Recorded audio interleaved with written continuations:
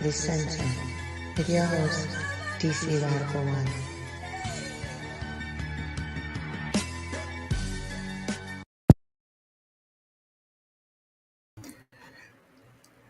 Greetings, Black family, and welcome to On the Wake Up Radio. I am your host, DC Radical One, and you have entered the center. Shout out to our wonderful producer, Cindy Ashby. You can check us out on SoundCloud, YouTube, iTunes Podcast, Google Play, Stitcher, Spotify, iHeartRadio at On the Wake Up Radio. Even more important than that, you can catch us at otwtube.com. That's otwtube.com. As well as on the wakeupradio.com. That's on the wakeupradio.com. You say too loud? Interesting. Okay. It's funny because I'm not right up on the mic, so that's weird. Give me a second. I want to make some adjustments. Brother say too loud. It's interesting because I'm not even hyped up yet. The coffee hasn't even kicked in. And got Sister Vanessa disputing that. Well, let us get set up while we're debating whether or not I'm too loud. Because, we haven't gotten to the good part yet, which is setting the mood. But how is everyone tonight? I got a couple of questions I asked y'all before we get into. All right. I think the music is cool.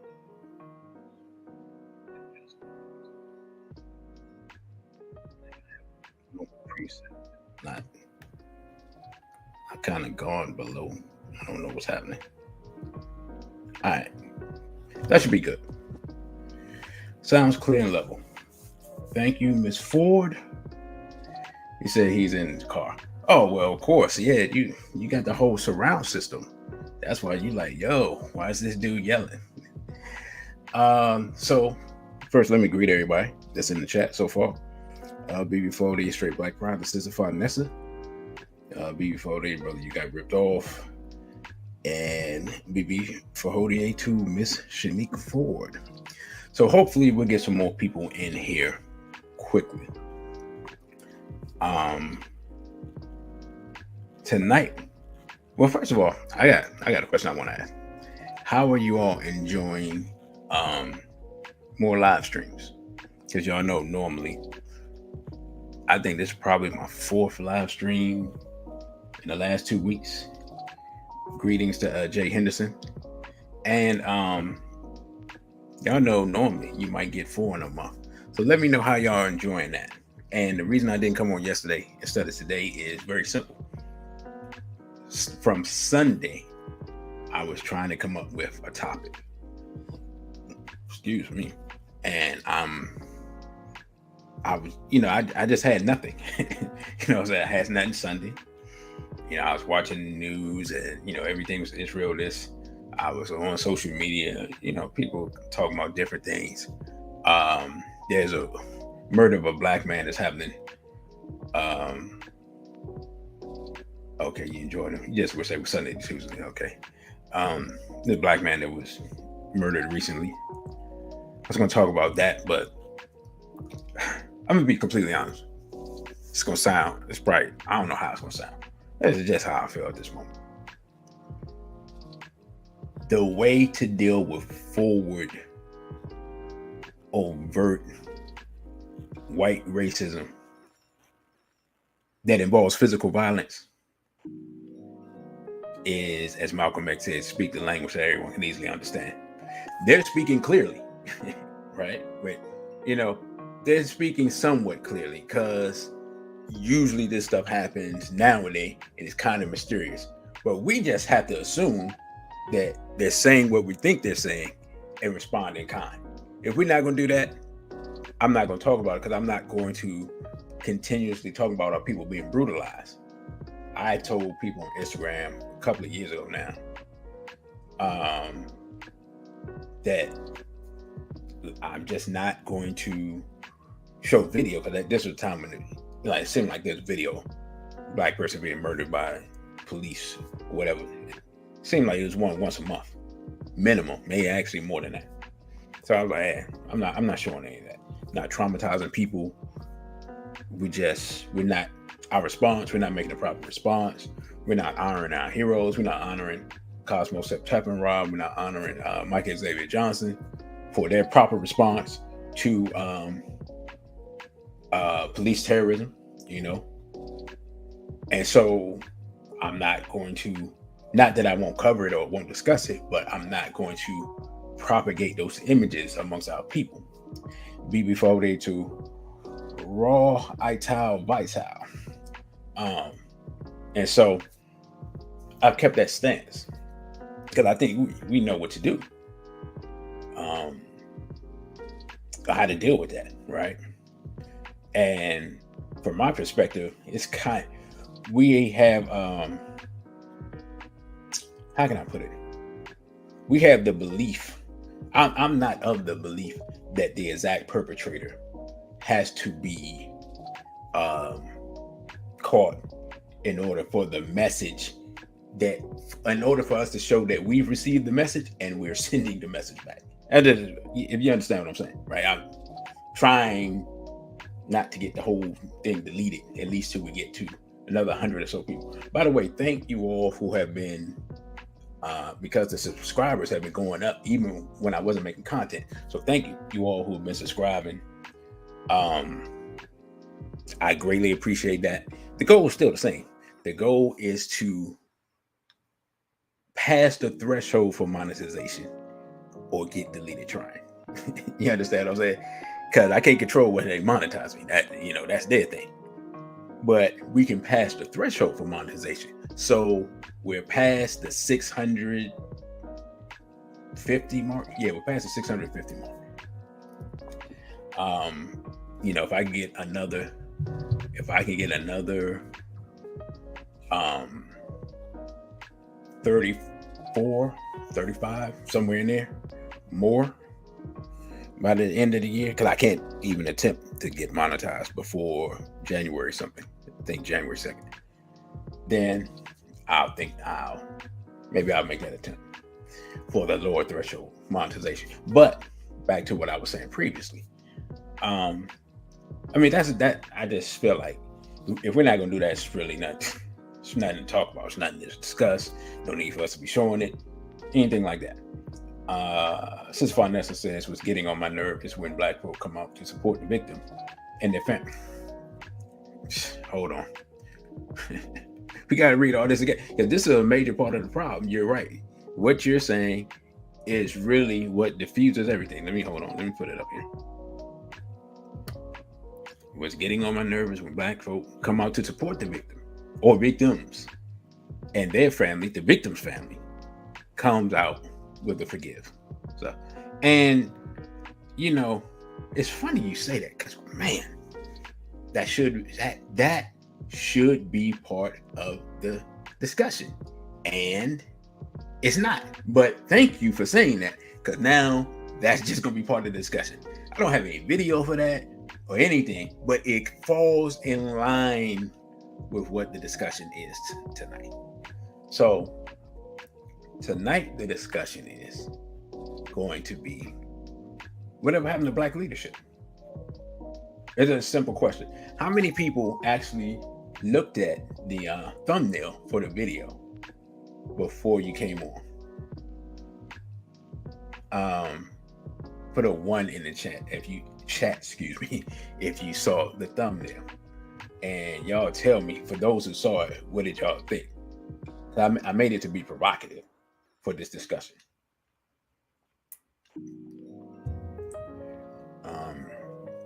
I keep remembering that it used to be a 7-second delay. Now it's like 8.5. I don't know why the delay. Maybe I'm getting an extra delay. Sister Shanique says there's a misplaced compassion in their view of black morality. Yeah, I've been told that I'm not a very compassionate person. So I don't know if it's a character flaw. When somebody said it, I took self-examination and viewed it as a character flaw. As I get older, I'm kind of questioning that. I guess it depends on the situation. But yeah, I mean, I admit that I'm just like, whatever. So, you saw it, right? Okay. The sister Shanique says she saw. Oh, so you're the only one that saw the thumbnail. Interesting. Anyway, I'll describe it for those who haven't seen it. On the thumbnail, I have two pictures of Reverend Al Sharpton. One picture is Fat Al Sharpton, confidential informant Al Sharpton. And the other one is Skinny Al Sharpton. And underneath Fat Al Sharpton, it says informant, which is what he was at that time. And the other side of it says leader ? Now, the reason I put that up, because let's think about this, right? I told you all that I would every year, and I said this during one of my lectures, probably 2 years ago now, during that Africa versus Everybody lecture, for those who've seen it, that every year, actually it was the Hidden Enemies. It's part 2, the Hidden Enemies. It was that one. I said that every year, and around the time that they have the celebration, these different civil rights celebrations, I will remind everyone that Al Sharpton is a confidential informant for the FBI.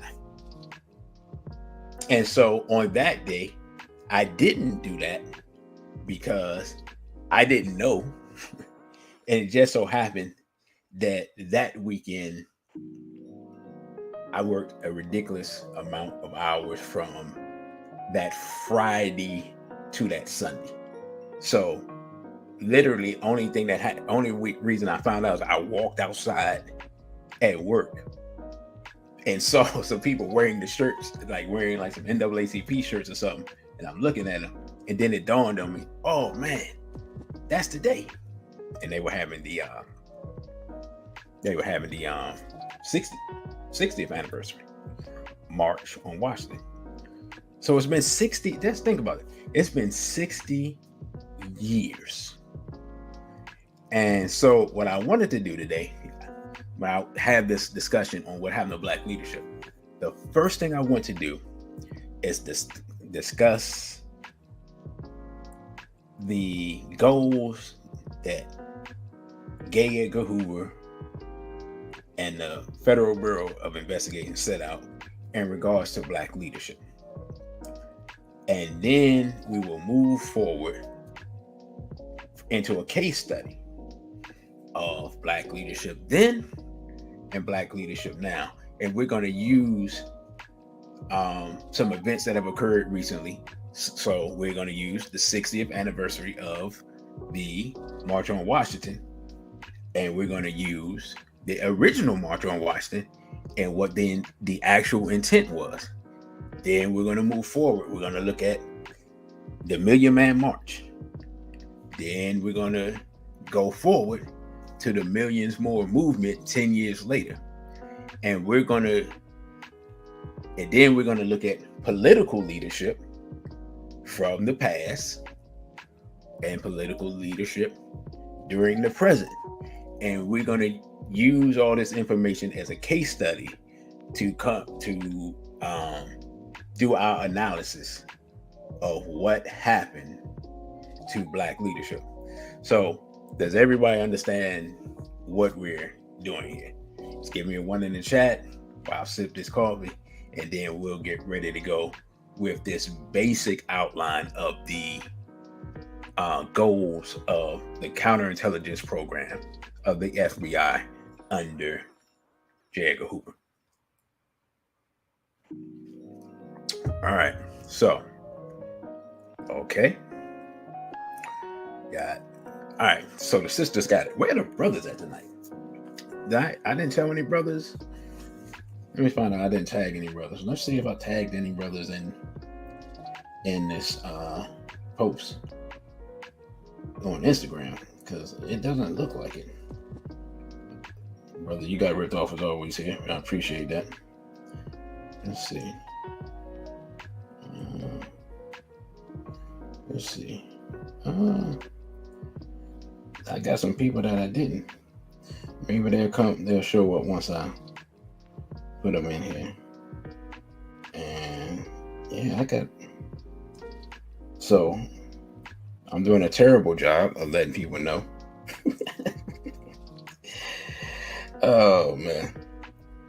Of letting people know that I am on. And that's why they're not here. So while I'm sending out notifications, y'all can enjoy this music. And I'm just laughing at myself. Asante 1000 there in the building. Peace to Asante 1000. And who else am I missing? Oh, I got one more person. So, but yeah, so that's what we're going to do. And you know, I hear a lot of people say that we don't need leadership. I had that discussion before. But I think the thing about it is, I think we have to take a real assessment. Thank you, brother. Yeah, I'm doing these notifications on Instagram. But I think we have to take a realistic assessment of the condition of our people. And if we think our people don't need leadership in this day and time, looking at the condition they're in, I think we're fooling ourselves, right? Just being completely honest. So, all right, let's get into this, right? Use up 20 minutes of your time already. So let's take a look at, we all should be familiar with the counterintelligence program of J. Edgar Hoover, right? So I'm not going to go through the whole list. I'm not going to go through who Hoover was. He's former director of the FBI for a long time. From the time before the federal was on the thing, from the time of Marcus Garvey through the time of Malcolm X, the Black Panther Party, up into the 70s. So, like literally 40 years, you know, J. Edgar Hoover was running this institution that took special pride in harassing Black organizations, harassing Black leaders, and stymieing the efforts of Black people to achieve any form of liberation, in any form, even any form of equality, any form of positive development in America. And even though he spied on a lot of people because of his own proclivities, he wanted to make sure, you know what I'm saying, that he had dirt on everyone else, because the dirt on him, especially for that time, was wild. Nowadays, he would fit right in, but starting 80 years ago, I guess. Yeah, that was a different time, and there were different things that people would not, even though some people were privy to what was up, but still wasn't something that you went around, yelling publicly and advertising. So, all right, so let's read this document here. Also, and by the way, you can go to the FBI's website and they have the documents and the original documents, even though they're still, which is weird, they're still blacked out. Some of the information is still blacked out. What, almost 40 years later? No, more than 40 years, 50 years later? Yeah, more than 50 years later. Or around 50 years later. I just thought about that. So there's still information about the COINTELPRO program that we don't know. We don't know. Yes, a lot of stuff we don't know. I just put it like that. It just really came to my mind. So, all right, let's check it out. It says, under Director J. Edgar Hoover, the FBI's COINTELPRO counterintelligence program was aimed at investigating and disrupting dissident political groups within the United States. In the 1960s, COINTELPRO's targets frequently included civil rights activists, both those who espoused nonviolence, like Martin Luther King, and those that Hoover referred to as black nationalist hate groups, like the Black Panther Party. This document outlines the program's goals in attempting to limit the effectiveness of such groups. In practice, the FBI used infiltration, legal harassment, disinformation, sometimes extra-legal intimidation, and violence against King, the Panthers, and the Nation of Islam. I don't know why they're not included in this, and other black activist groups in its attempts to discredit and disrupt them.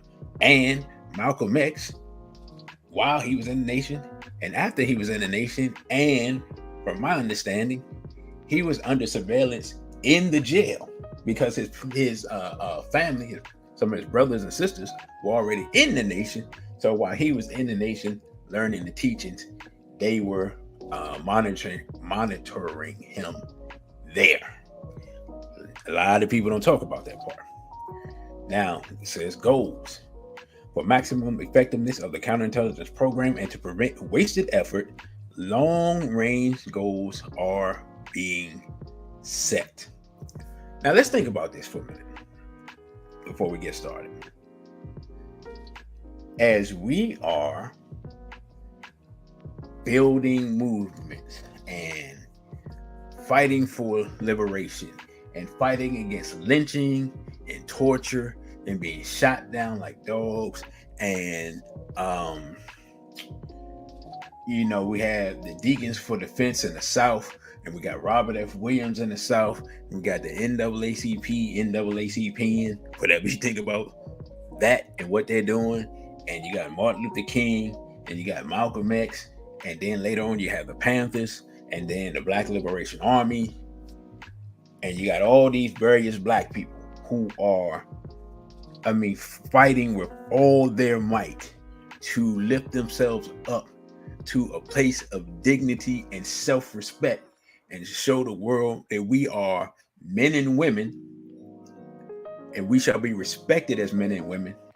And if somebody has to die for us to get that respect, then that's fine, right? So we always overlook that part of the equation when we have these discussions. We always forget that people say this stuff, and it's wild to me. People say we not our ancestors, and I say indeed we're not, because we have no Black Panther Party. The Nation of Islam is a shell of itself. We have no Malcolm X. We have no Robert F. Williams. We have no Marcus Messiah Garvey. And not only that, we don't have the type of people that would recognize when that person is among us and support them and help build them up, and enough people of sound mind and good sense and good conscience and decent character to even follow anybody who's following the path of the people that I'm talking about. So not only do we have a leadership problem, we got a followership problem.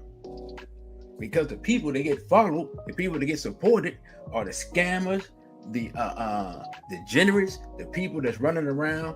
1 minute they got 4 wives, the next minute they're hanging out with white women, the next minute they sexually violating children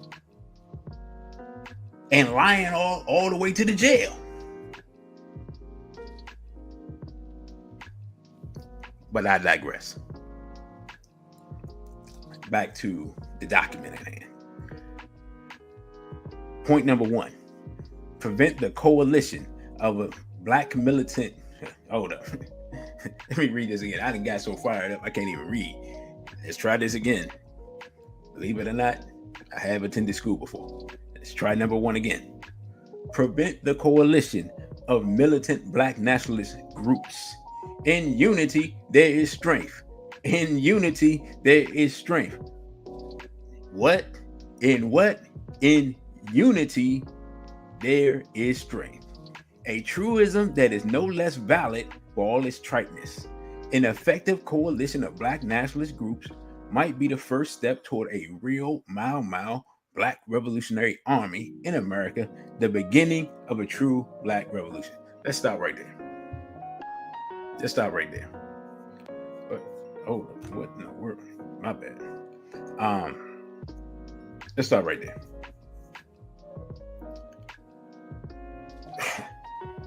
Oh man. All right. So, because I've read this stuff 100 times, but every time I read it, it's like, whoa. Let's think about it. The United States government says if black people were to unify around militancy, they could form a revolutionary group and be a problem.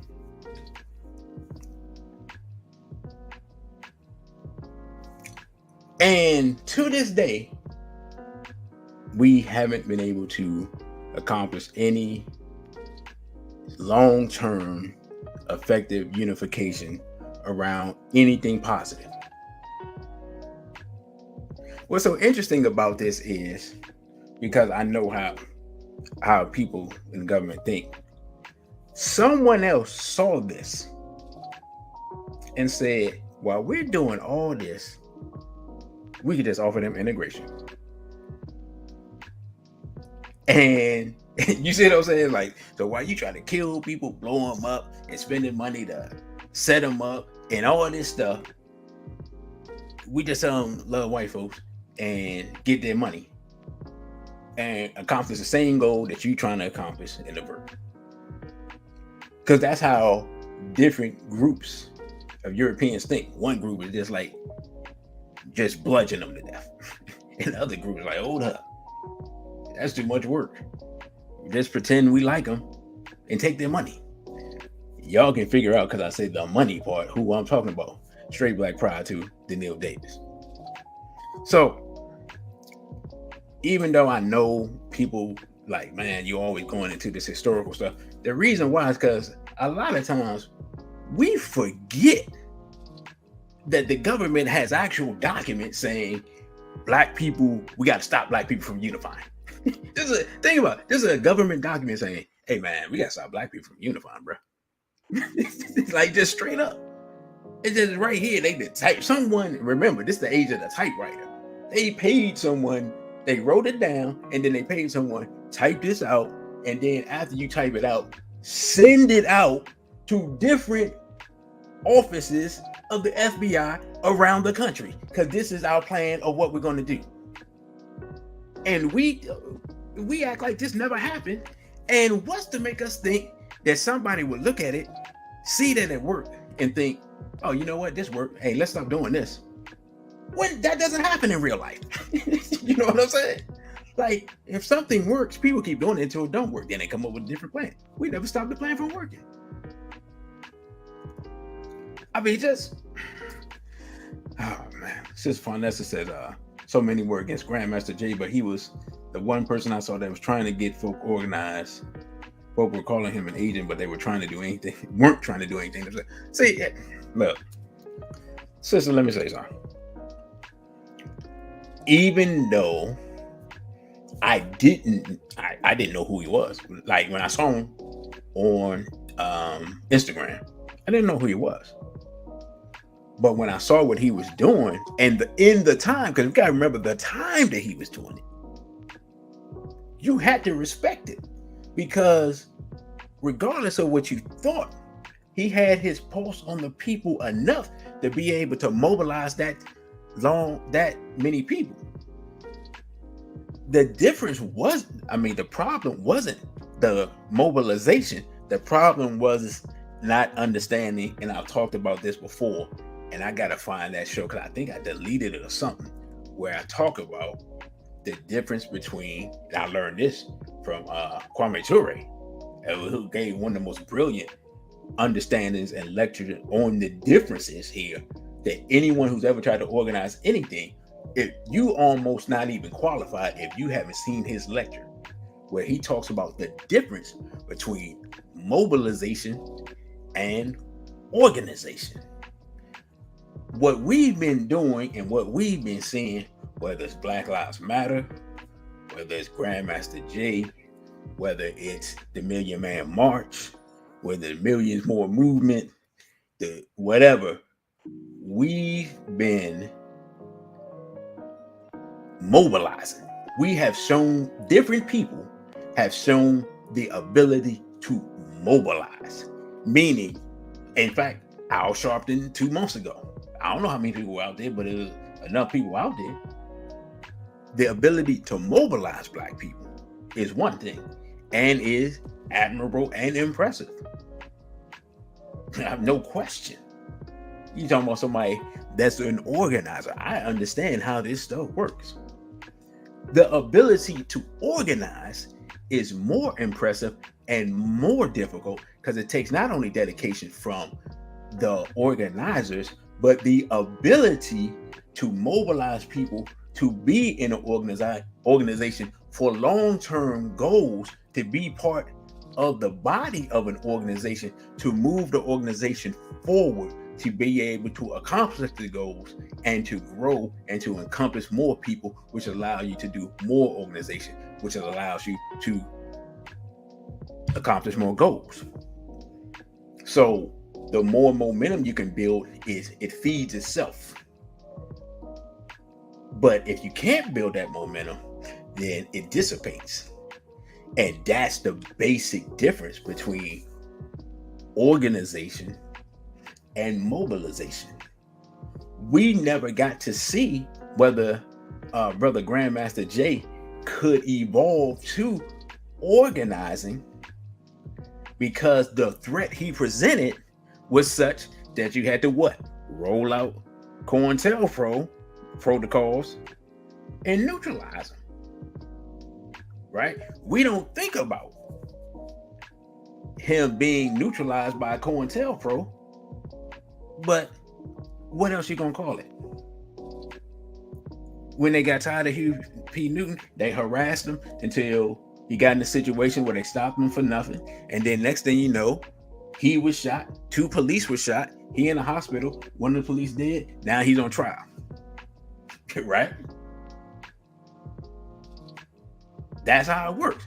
Our brother Otho Wallace down in Georgia or Florida, the brother that he was just on trial. He was doing work in the community.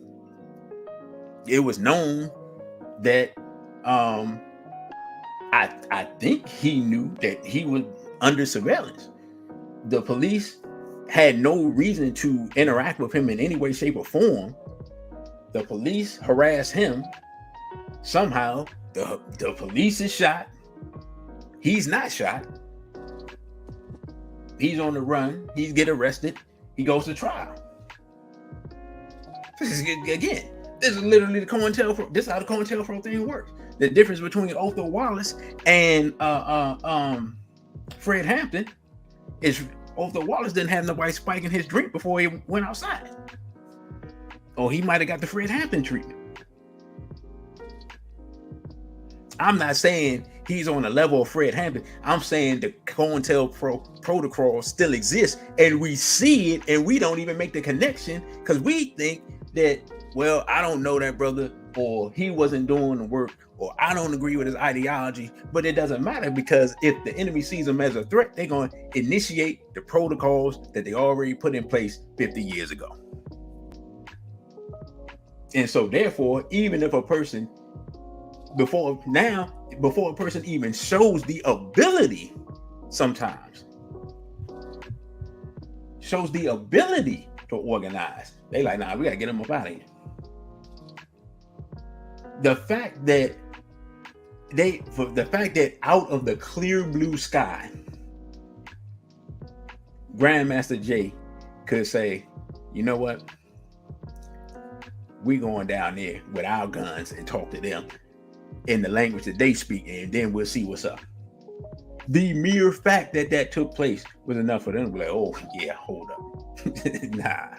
nah, we can't have this. Because even if he's not serious, he will embarrass people that are serious into being serious. You see what I'm saying?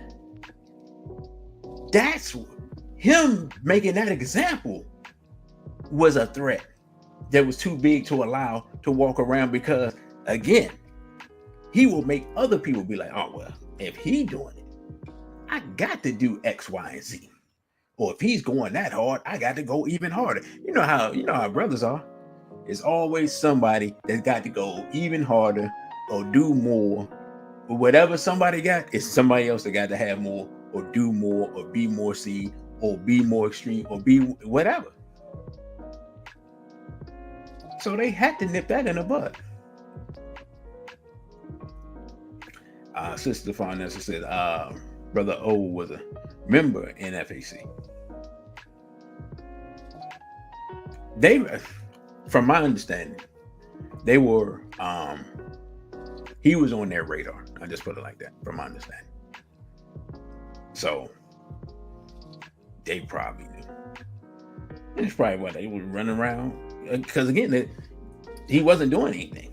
They had there was no reason for that interaction to ever take place at all. That again, police terrorism. And we saw the outcome. So let me get back. I don't even think I didn't even get past point number 1. Man, this is gonna be a long show. All right, I gotta speed up a little bit. Okay. Point number 2. Prevent the rise of a messiah who could unify and electrify the militant Black nationalist movement. Malcolm X might have been such a messiah. He is the martyr of the movement today. Martin Luther King, Stokely Carmichael, and Elijah Muhammad all aspired to this position. Elijah Muhammad is less of a threat because of his age. King could be a very real contender for this position should he abandon his supposed obedience to white liberal doctrines, quote unquote, nonviolence, and embrace Black nationalism.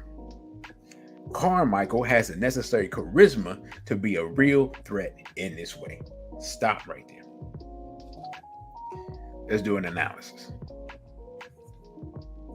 So, they named some of the people that pieced the real Black gentleman that they view that as a threat and not a threat.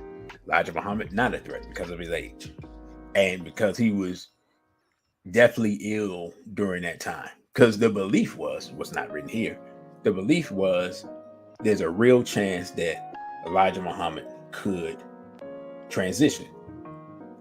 At that time, Malcolm X was basically the second in command.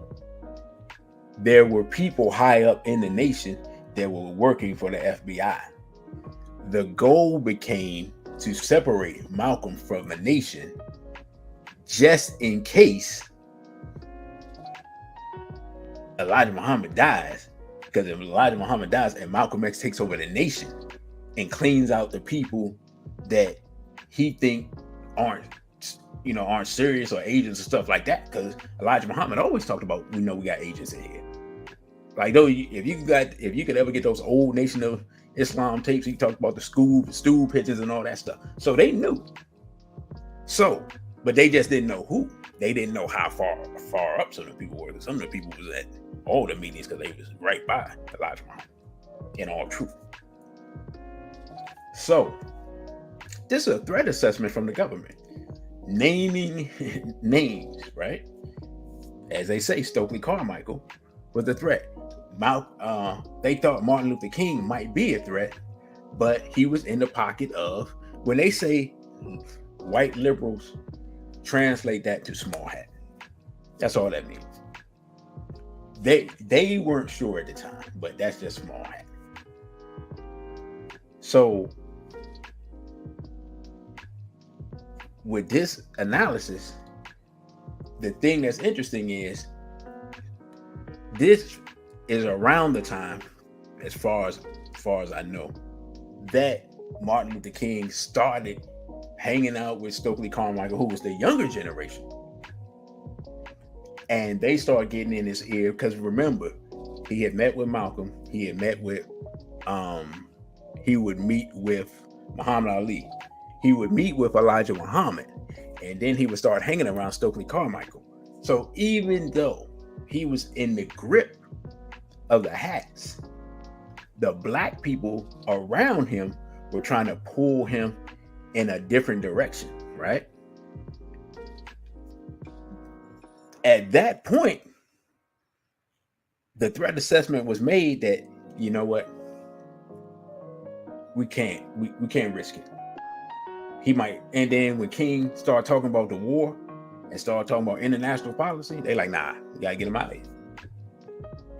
I mean, that's just what happened. I mean, the government has already lost the lawsuit and everything, and government has basically, in essence, been convicted of killing Martin Luther King. So that you can just look that up. All right, now point number 3. Let's get this right. Prevent violence on the part of Black nationalist groups. This is of primary importance and is, of course, a goal of our investigative activity. It should also be a goal of the counterintelligence program to pinpoint potential troublemakers and neutralize them before they can exercise their potential for violence. Now, here's the thing. When they say violence, right? Let's think about the time we're in. Black people, well, it's not much different from now once I start saying it. If I could even say it, Black people were getting lynched. Black people were being shot down. Black people were being brutalized, brutally beaten. Black people were being thrown in jail. Black people were being thrown under the jail. Some Black people got all these things just in a different order of what I'm saying. Black women were being sexually violated by Europeans. Black people's businesses were being burnt down, Black people's money was being stolen. Right. So these are all the things that were happening to Black people. And the government says, they don't say, hey, maybe let's stop the violence against Black people. They say, no, let's stop the Black people from, quote unquote, committing violence. But again, we're talking about the reaction to the action, right? But I just wanted us to see that. That's why Dr. Khalid Abdul-Muhammad said, one man's terrorist is another man's freedom fighter. If you were in Southampton, Virginia, when Nat Turner did what he did, when the papers wrote about it, they were like, that's a terrorist. If you could read or somebody read it to you, you're like, that's a freedom fighter. You see what I'm saying? Because as an enslaved African, somebody that's killing people so you can get free is a freedom fighter because he's trying to get you free. If you're on the plantation and your cousin just got their head chopped off, he's a terrorist. So a matter of perspective, right? Now, number 4. Prevent militant Black nationalist groups and leaders from gaining respectability. This part is so important. By discrediting them to 3 separate segments of the community. The goal of discrediting Black nationalists must be handled tactically in 3 ways. We must discredit those groups and individuals to first the responsible Negro community. I want y'all, once I finish reading this, to tell me who y'all think the responsible Negro community is. I think that word is very interesting. Second, they must be discredited to the white community, both the responsible community and to liberals who have vestiges of sympathy for militant Black nationalists simply because they are Negroes. Third, these groups must be discredited in the eyes of Negro radicals, the followers of the movement. This last area requires entirely different tactics from the first 2. Publicity about violent tendencies and radical statements merely enhances Black nationalists to the last group. It adds respectability in a different way. And lastly, 5, a final goal should be to prevent the long-range growth of militant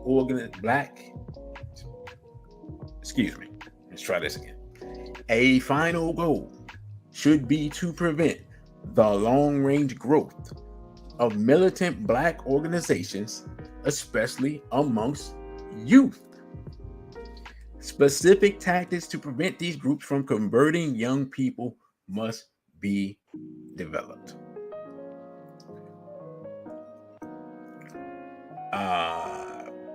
See, Daniel Davis said, I personally abandoned the idea of a black messiah. I followed the idea of total liberation.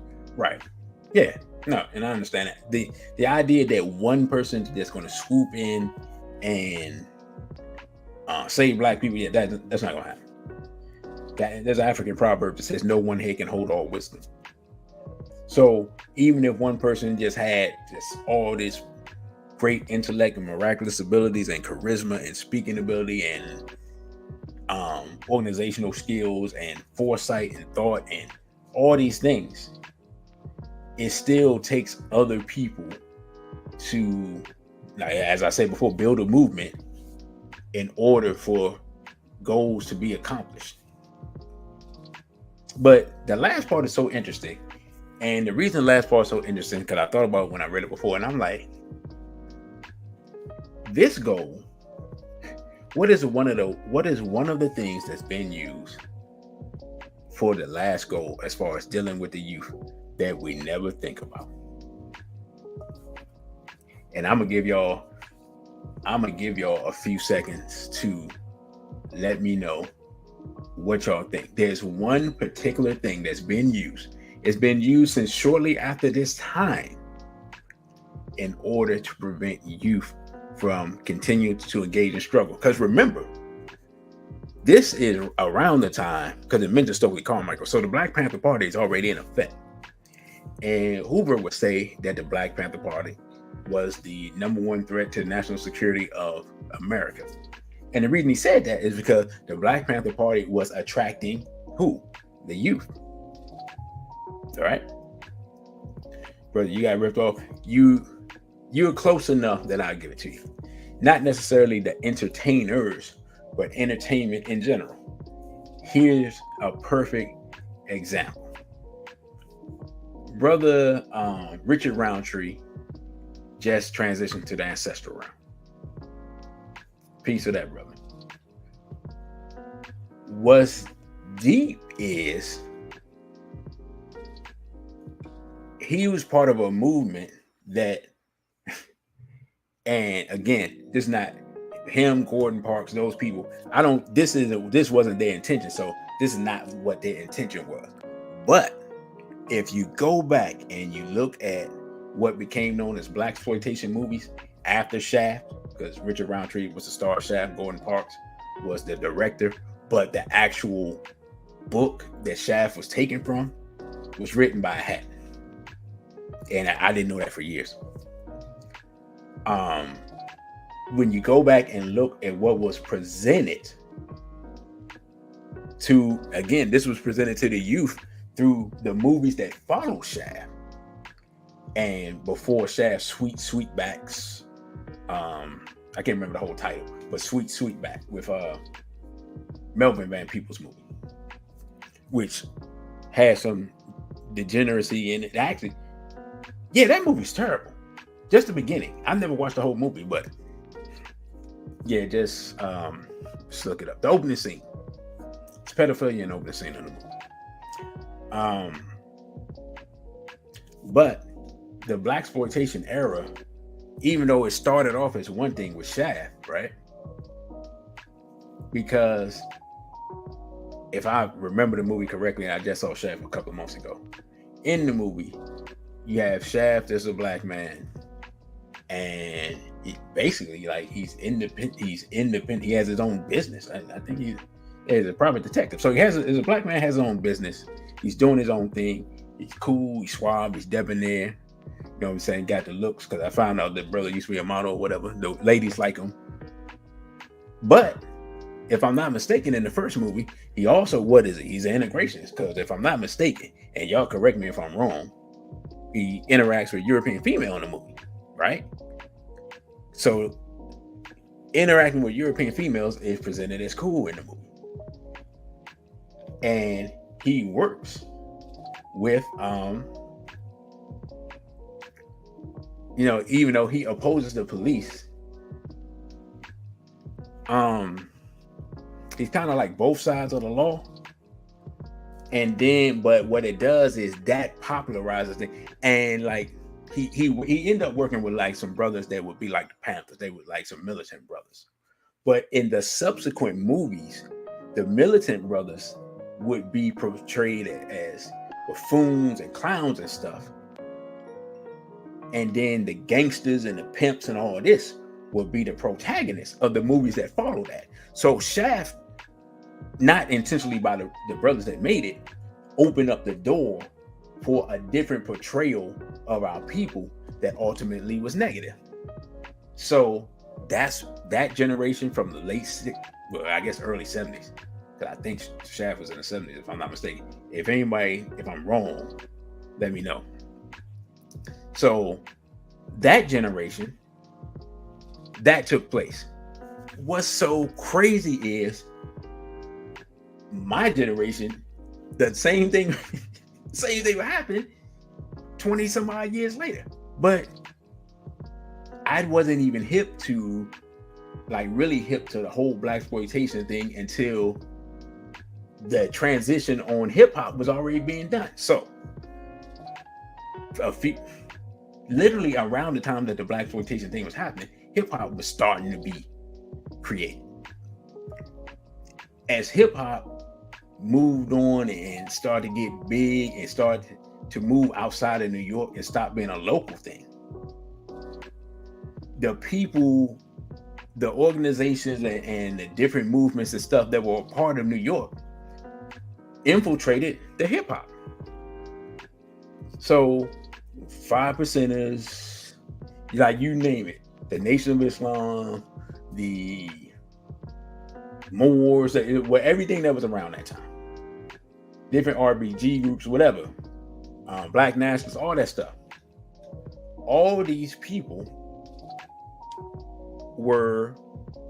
they infiltrated hip. They were literally like the foundation of hip hop.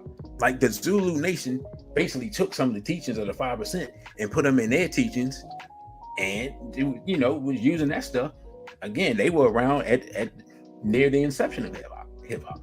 So all of that was really part of the DNA of hip hop, whether people want to recognize it or not.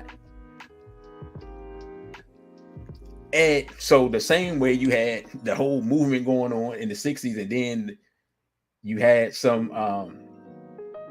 the media turn that DNA that was in hip hop started to get turned in the late 80s as it began to expand to other places. Because at that point, it was a turning point for that generation, because you have to understand the type of people that were around too. Dr. John Henry Clark was around. Dr. Amos Wilson was around. Dr. Ivan Van Sertima was around. Nellie Fuller.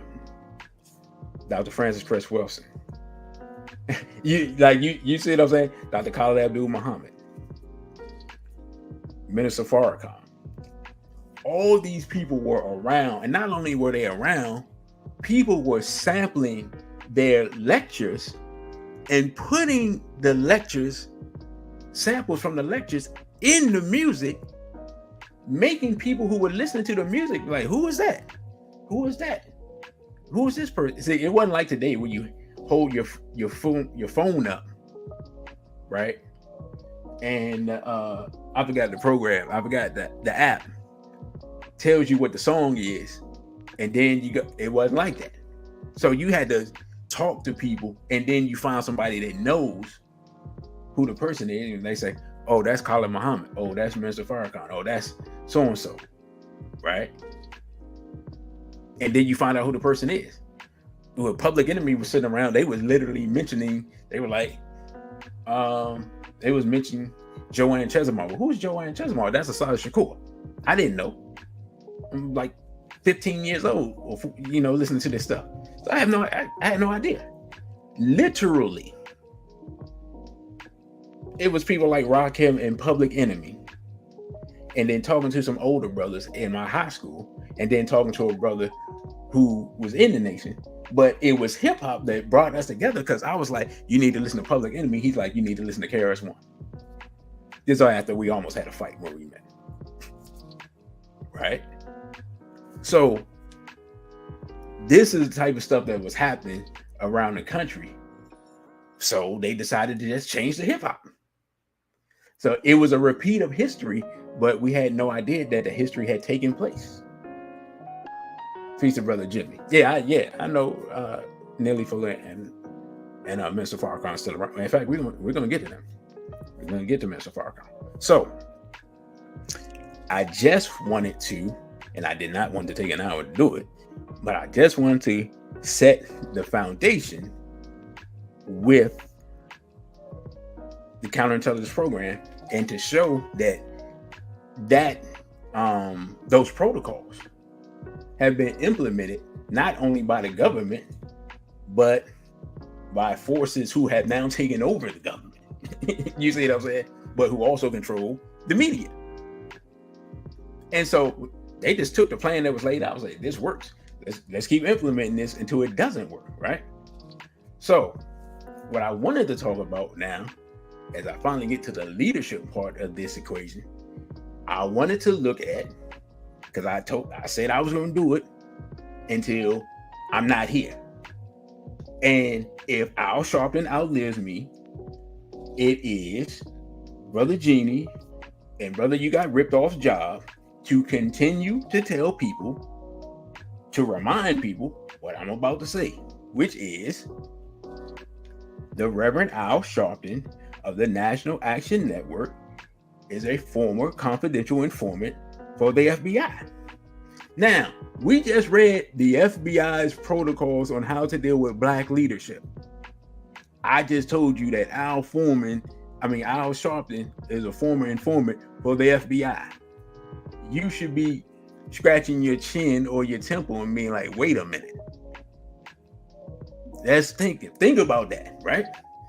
So, and I've been mentioning this for years, but again, everybody doesn't watch every lecture. So let's go to Al Sharpton.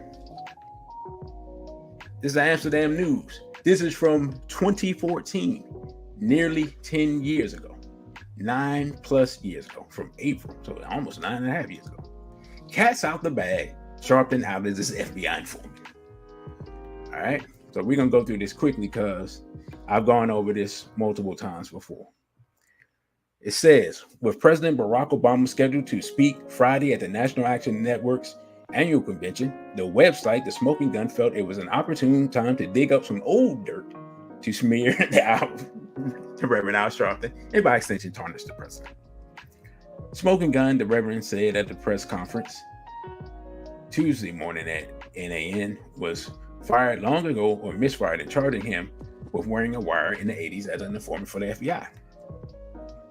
At the press conference and a phone interview later with Amsterdam News, as well as on his television show on MSNBC, Sharpton insisted that he was not an informant, but rather was cooperating with an investigation. Let's stop right there. If you have ever talked with any brothers who have been incarcerated, they will tell you that cooperating and snitching and being an informant are all close cousins of the same thing, right? So when he says I was cooperating, man, this is just semantics, man. It's just semantics. This is like when Polite was like, I have not pled. You're like, nah, because the day you're gonna plead ain't till next week. You see what I'm saying? Like, people are telling the truth but telling a lie at the same time. So yeah, let's get back to Sharpton. It says, I was not an informant. I was an American citizen. Man, I wish I had that video, but it's on my other computer. Let's move forward. The Smoking Gun ran a lengthy article by William Baston and others featuring several documents called from the FBI files and Freedom of Information Act requests. Sharpton is listed as CI7.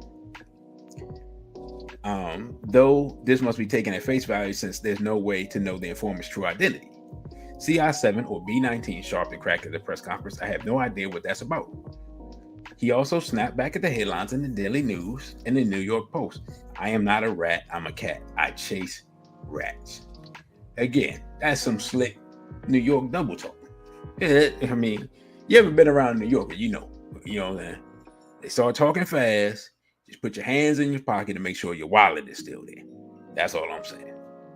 Unlike his explanation in his book, Go and Tell Pharaoh, Sharpton admitted that he wore a wire for the FBI because he was being threatened by mob-like individuals and he felt his life was in danger, especially from the mafia. Quote, why was it okay when I was fighting organized crime and now I'm considered an informant? He said during an interview. What they're doing is just another example of criminalization of black men. Stop right there. Y'all knew he was going to do it. He did it. He throws out the race card to protect himself from being a snitch. But we're going to get to the important part coming up. It's another way of stereotyping and demonizing us, he said. Oh, my bad. Lost my place.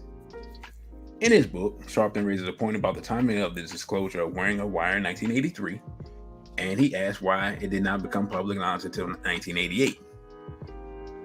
And if I was in fact on the FBI payroll, as has been accused, why did they assault me then?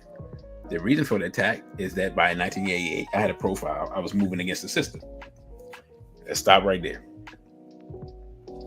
Brothers and sisters, if you want your informant to be effective, what better way to make him effective than appear to be attacking him so that he can move from one realm of infiltration to another?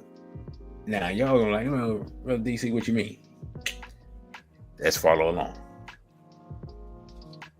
Sharpton's profile is even more public now, and it's interesting that the Smoking Gun article cites the friend relationship Sharpton has with Obama as if to warn him of the minister's past endeavors. The article states that Sharpton was a paid informant, which we were unable to substantiate. But let's move forward to the important part. Sadiq said it later surfaced that Sharpton was an agent working for the FBI.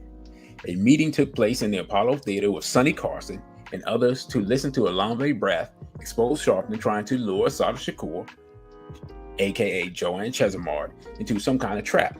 Later, we learned Sharpton's TV was hooked up to the tape even when it wasn't on. A much longer version of this episode was published by reporter Ron Howell in Newsday in October of '88, with Sharpton flatly denied trying to make contact with Shakur. All the uproar around whether Sharpton is a rat or cat hasn't fazed Mayor de Blasio. Doesn't change the relationship one bit. The mayor says, I'm proud to be his friend. I think he's done a lot of good for the city of New York. Let's start right there. Now, for those who don't know, Alonve Brath, Sonny Carson, these were big time activists in New York at the time. And so for them to have a meeting and say, hey, this dude's a rat, watch out for him, is big, because what's interesting is, even though they did that, we would see Sharpton at events with, he was already friends with Attorney Alton Maddox, and Attorney Alton Maddox was cool with every pro-black and every revolutionary in New York at the time. He was the revolutionary lawyer of New York. So if you down with him, you down with everybody up there. That means you have access to, I'll put it that way. You have access to Dr. John Henry Clark. You have access to Amos Wilson at the time. You have access to Dr. Yusuf Ben Yakinen, and so on and so on and so on. So Sharpton, again, the FBI informant Sharpton, had access to all those people. And I thought this article went deeper into it, but I'll just say that during my lecture, I had the article, but there's a brother who said he met with Sharpton. Sharpton had this big giant briefcase, and they started discussing some things, and then he starts asking him, did he know where at the time Assad Shakur was, and said, well, look, I got some money for her. If you know where she is, I can help her get this money, blah, blah, blah. And the brother said that he was looking at Sharpton and he just didn't feel right. And so he just kind of blew it off. I tried to get that article, but they were like, oh, well, you have to subscribe and blah, blah, blah. I didn't want to go through all that. But again, I cover that in my lecture. I cover it every year. Cover it when Dr. Khaled Day comes up next year, early next year. I'll cover it again with the documentation, with Sharpton talking about him not being a rat, with the brothers, with the article, with the brother, everything. So you get all the documentation there. It goes further in depth on that situation than this article does here. But point being, New York activists knew that Sharpton was a CI, or at least suspected, and he still was working amongst them. So he went from working for the FBI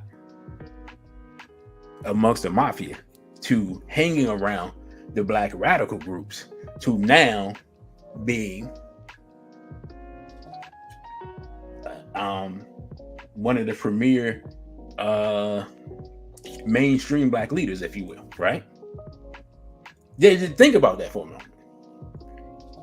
An acknowledged informant is now a mainstream black leader and has met with and schmoozed with President Obama. Just take all the time you need to process that information, right? So now what we're going to look at is his activities now in this day and time. Okay, this is from AP. Thousands converged on National Mall to mark the March of Washington, the 60th anniversary of the March on Washington. I'm trying to get it together. It says thousands converged Saturday on the National Mall for the 60th anniversary of Reverend Martin Luther King's March on Washington, saying that a country remains ribboned by racial inequality has yet to fulfill King's dream. We've made progress over the last 60 years since Dr. King led the March on Washington, said Alfonso David, president and CEO of the Global Black Economic Forum. Have we reached the mountaintop? Not by a long shot. The event was convened by King's Drum Major Institute and the Reverend Al Sharpton's National Action Network. So the continuation of King's legacy and the memorializing of the March on Washington is in the hands of an FBI informant. Again, take all the time you need to process this information. Literally, one of the head Negroes in America is an informant. It don't nobody want to talk about it. It don't matter if we like him, matter if we think he's legitimate, don't matter. The fact that this is what it is and nobody don't want to talk about it is wild to me, which is why I talk about it. Says a host of black civil rights leaders and a multiracial interfaith coalition of allies rallied attendees on the same spot where as many as 250,000 gathered in 1963 for what is still considered one of the greatest and most consequential racial justice and equality demonstrations in American history. Here's the important part right here. Inevitably, Saturday's event was shot through with contrast to the initial historic demonstration. Speakers and banners talked about the importance of what? LGBTQ and Asian American rights. Many who addressed the crowd were women, after only one was given a microphone in 1963. Stop right there. Let's think about this. This march in memory of King, or the continuing of his legacy. One of the main things they put on the table is LGBTQ and Asian American rights. Now, the other guy just said that we're nowhere near the mountaintop for black rights, but we got time to stop and deal with rainbow rights and Asian American rights. And Real Black Gentleman says King Jr. said himself he never wanted anything to do with such a pseudo legacy attributed to him after his passing. Well, apparently most people just ignored that and just moved forward. So, if that's not enough, right? Here's the next thing. Because we're just looking at what the leadership is doing in the person of Reverend Al Sharpton.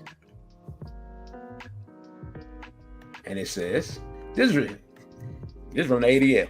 ADL, the Anti-Defamation League, joins King family and civil rights leaders in briefing President Biden and VP Harris on priorities to confront domestic extremism. What type of domestic extremism are they talking about? They're talking about anti-Semitism. Says at a meeting at the White House today, attended by President Biden and Vice President Harris, held in the wake of this weekend's 60th anniversary of the March on Washington and a hate-fueled racist attack in Jacksonville, Florida, leaders from the ADL joined with the King family, Reverend Al Sharpton, and other civil rights leaders in urging the administration to remain fully committed to building a comprehensive plan to fight hate, of whom, anti-Semitism, by whom, and extremism, by whom. Those parts are left out, including one that specifically addresses the ongoing lethal threat of hate-motivated violence. Stop right there. So, Sharpton meets with the ADL to allegedly fight hate. But we already know that you don't have to tell the president about anti-Semitism because the president has already stated that he's a Zionist. So he's already on board with that. You see what I'm saying? This is just to show other people that they have the Negroes in line. That's why the ADL did it. What's interesting is, of course, you all know that Brother Jeannie, myself, and a cadre of brothers and sisters went to the ADL headquarters because they attacked Sister Dr. Cynthia McKinney, and we went to them and said, stop it. Right? Plain and simple. So, the ADL is not for black people, but they are for telling black people what to do. Again, the foundation of the ADL is from a case where a Jewish business owner violates a little white girl, gets convicted, they try to get him off, the white people come and string him up. And the Jewish people are mad, like, hey, hold up. What you mean? We said it was the black guy. Why didn't y'all believe us? And thus, from that crime, the Anti-Defamation League was born. And their goal, which was then blame the black guy, has been their goal ever since. That's the root of the ADL. Sexual violation, pedophilia, murder. Again, if you think I'm making up stuff, the secret relationship between Blacks and Jews, Volume 3, covers the whole event. That's what the ADL was born from. And that's who Sharpton, the informant, is in bed with, as well as the President of the United States and the Vice President of the United States, who, of course, is married to a small hat. All these people are in bed together, right? So we see what the current March on Washington has become. What I want to do now is I want to take us back in time and listen to what the original March on Washington was supposed to be, and then listen to how it got to become what it was, because we're going to listen to our great ancestor, Brother Malcolm, while he breaks down this entire situation. So allow me to pause the music as we listen to Brother Malcolm.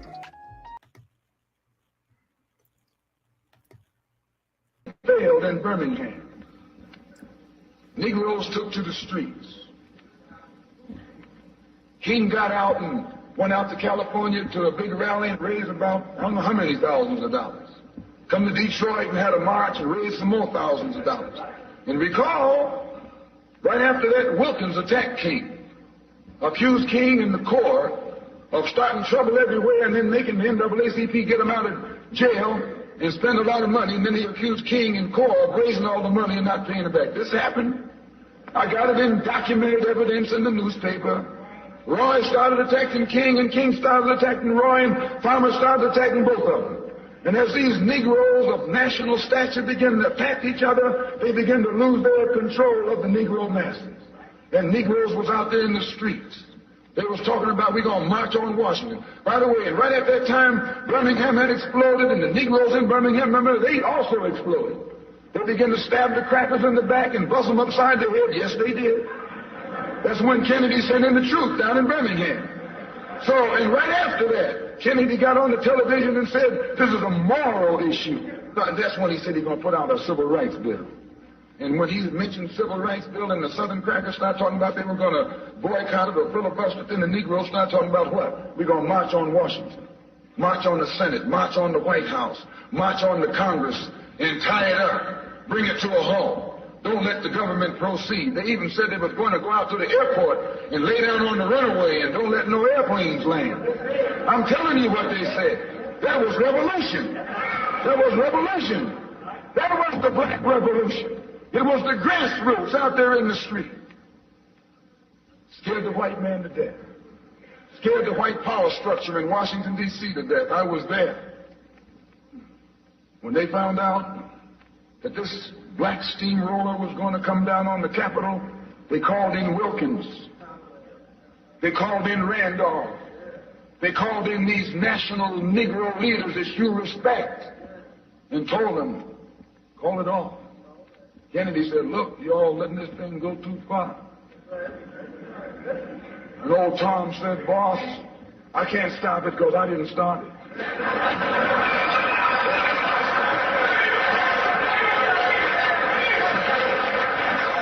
I'm telling you what they said. They said, I'm not even in it, much less at the head of it. They said, these Negroes are doing things on their own. They're running ahead of us. And that old shrewd fox, he said, well, if you all aren't in it, I'll put you in it. I'll put you at the head of it. I'll endorse it. I'll welcome it. I'll help it. I'll join it. A matter of hours went by. They had a meeting at the Carlisle Hotel in New York City. The Carlisle Hotel is owned by the Kennedy family. That's the hotel Kennedy spent the night at 2 nights ago. Belongs to his family. A philanthropic society headed by a white man named Stephen Currier called all the top civil rights leaders together at the Carlisle Hotel and told them that by you all fighting each other, you're destroying the civil rights movement. And since you're fighting over money from white liberals, let us set up what's known as the Council for United Civil Rights Leadership. Let's form this council. And all the civil rights organizations will belong to it.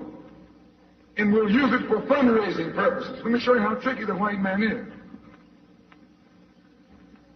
And as soon as they got it formed, they elected Whitney Young as the chairman. And who you think became the co-chairman? Stephen Currier, the white man. A millionaire. Powell was talking about it down at the Cobo today. This is what he was talking about. Powell knows it happened. Randolph knows it happened. Wilkins knows it happened. King knows it happened. Every one of that so-called Big Six. They know what happened. Once they formed it, with the white man over it, he promised them and gave them $800,000 to split up between the Big Six. And told them that after the march was over, they'd give them $700,000 more. $1.5 million split up between leaders that you've been following, going to jail for, crying crocodile tears for. And they've nothing but Frank James and Jesse James and brothers.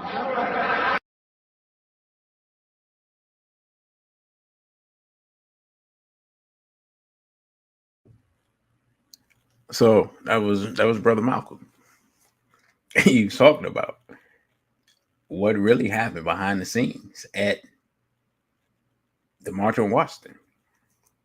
One thing, of course, he doesn't talk about is one of the principal organizers was the homosexual who was part of the civil rights movement at the time. Brother, you got ripped off. Help me with his name. I can't even think of his name right now. Barry Rustin. And the only reason Barry Rustin was allowed to speak because they caught him with some young boys out in California with two white boys in a car and was arrested. It's the only reason Barry Rustin wasn't allowed to speak. So the whole thing was the root of it was revolutionary. What it became was an integrationist homosexual love fest. Right? So in a way, Sharpton's following the tradition that was set back then.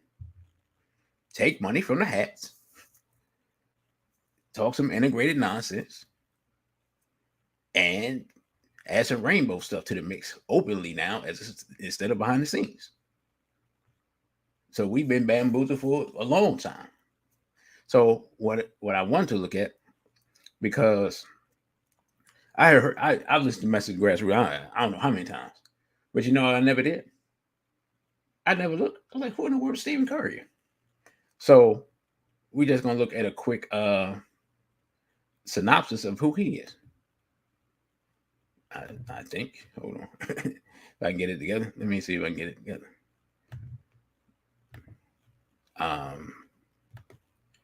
Okay, he's at the end. Okay. So I had no idea who this person was. Even though I heard the name, I've listened to the speech, I've listened to the entire 45 minutes of the speech. It's one of my favorite speeches. If you want to know if you really want some documentation on the small hats relationship with our leadership, get the secret relationship between black leaders of small hats from Brother Jenny from On the Horizon. It's one of the best. Brother Jenny didn't do the lecture. It's one of the best lectures I've ever seen. I live tweeted that lecture at the time when it was out. Somebody asked me, and I don't know if the brother is listening or not, am I going to get back on Twitter? I don't know. I'm having trouble with my Twitter account right now. I just put it that way. It's just a long, drawn out thing. It's just like, whatever. So we shall see. But anyway, I went and found this peer-reviewed paper on Stephen Currier and his Taconic Foundation that was established by Stephen and Audrey Currier in 1958, which would be a few years before, 5 years before the March on Washington. It says he was 28 and she was 25. Now thinking that, stop right there. First of all, how many people in the world have the money to start a foundation or know anything about starting a foundation at 25 years old or even at 28 years old. So that should tell you the type of people we're dealing with right there, right? So it says, Stephen had grown up in the shadow of great wealth. His grandfather had been a successful Boston lawyer and investor who maintained a villa in Florence, Italy. But his father was an alcoholic whom his mother divorced when Stephen was a boy. After a brief time living in New Hampshire, Stephen and his mother moved back to New York City, where she returned to work for Vogue's publisher, Condé Nast, and soon married Eddie Warburg, scion of one of the city's wealthiest Jewish banking families. Stop right there. I have no way of knowing whether Stephen Currier himself is a hack, but his mother married into one of the wealthiest Jewish families. It says he was going to school at a Quaker school, interestingly enough, in Pennsylvania, and then in 1948, he enrolled in Harvard. With a generous allowance from his stepfather, the Jewish stepfather, he was extravagant with his friends and drove a Mercedes in the 50s, a Mercedes sports car. Said, but he did not thrive academically. He left school before graduating, but he took a job in financial services and then went to work for an art dealer. Again, those are the type of connections that you only have in New York. Generally speaking, those are hack connections, not just regular money connections, but money hack connections in New York City. Now, it says that his girl or his wife was the granddaughter of Andrew Mellon of the Mellon banking family, right? And beneficiary of at least 2 enormous trusts designed to provide income to her throughout her life and then pass to her children after her death. Described by those who knew her as smart, withdrawn, and lonely. So these are the people. It says now her mother was divorced her father. Her father went on to become a diplomat and work for Kennedy. You see what I'm saying? So these are the type of connections and these are the type of people. And I read this thing. I just realized it. Her father was the connection to get him that Kennedy probably sent to the civil rights people to organize them and get them in line. And he gave him the money, and the money comes from the Mellon family and the Warburgs.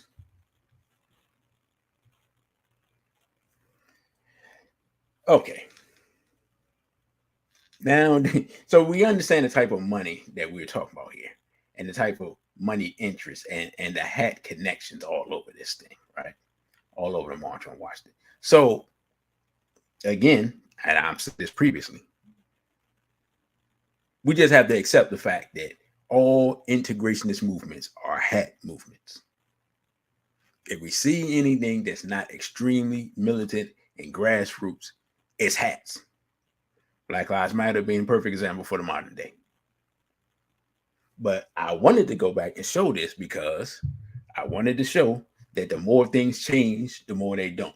The more we move forward, the more we're still in the same place, right? So in 1963, the leadership was compromised, and the leadership that wasn't compromised was attacked. And in 2023, the leadership was compromised, and the leadership that ain't compromised is under attack, right? So that's Sharpton. That's him with the hats. That's him being an informant. Do we have any questions? So Sharpton would cover our religious leadership and our civil rights leadership. Now, move forward in time. Oh, well, actually, no. We're going to move forward a few years in time because there is something else I want to discuss. So, after the assassination of Malcolm X, after the assassination of Martin Luther King, something that occurred is that Black people started to get into political office and win political positions on a local level. You started having Black mayors of various cities. First Black mayor of DC was Walter Washington. And then, of course, the mayor for life, Marion Barry.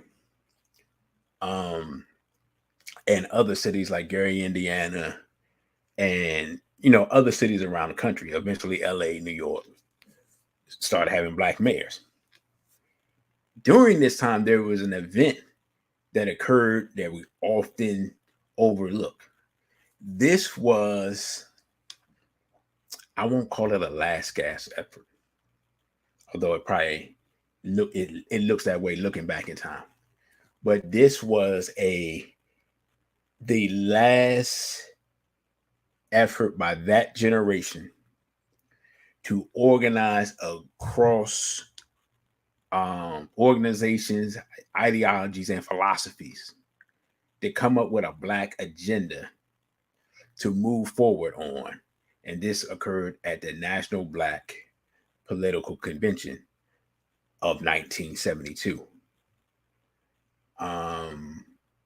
Do I have, okay, I do. All right, let's go here.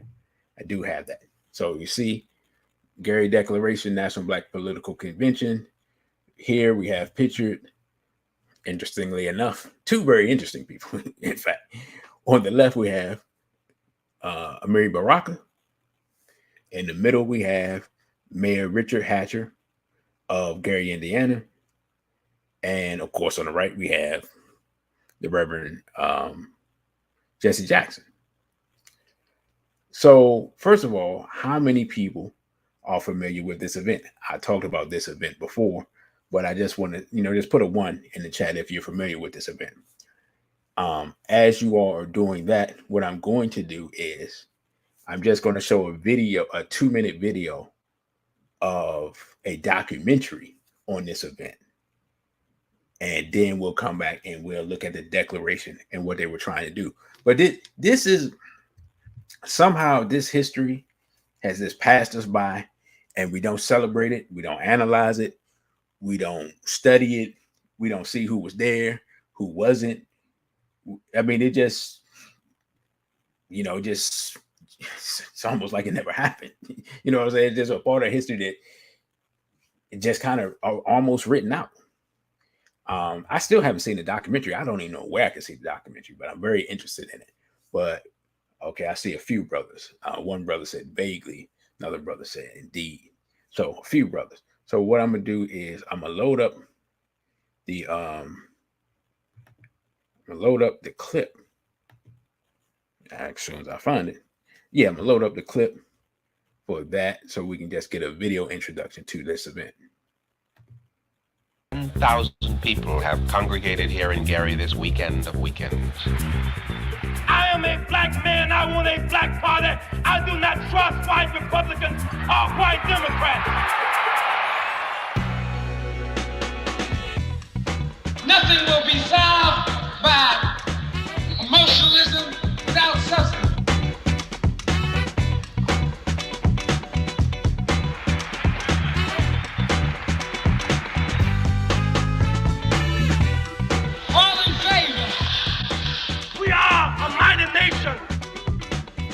Action is here. We walk in unity. It's gonna be a different day. We have arrived.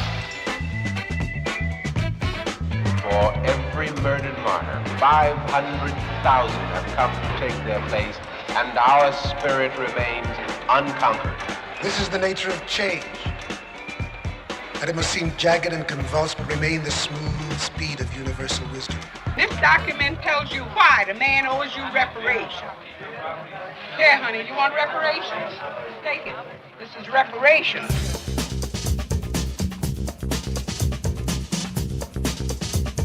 Those of us already disenchanted with the political system could conceivably turn to other tactics, shattering the quiet routine of daily life in this country. Revolution is about the right for humanity and black people in this country here and across the world to survive. When we come together, what time is it? When we respect each other, what time is it? What time is it?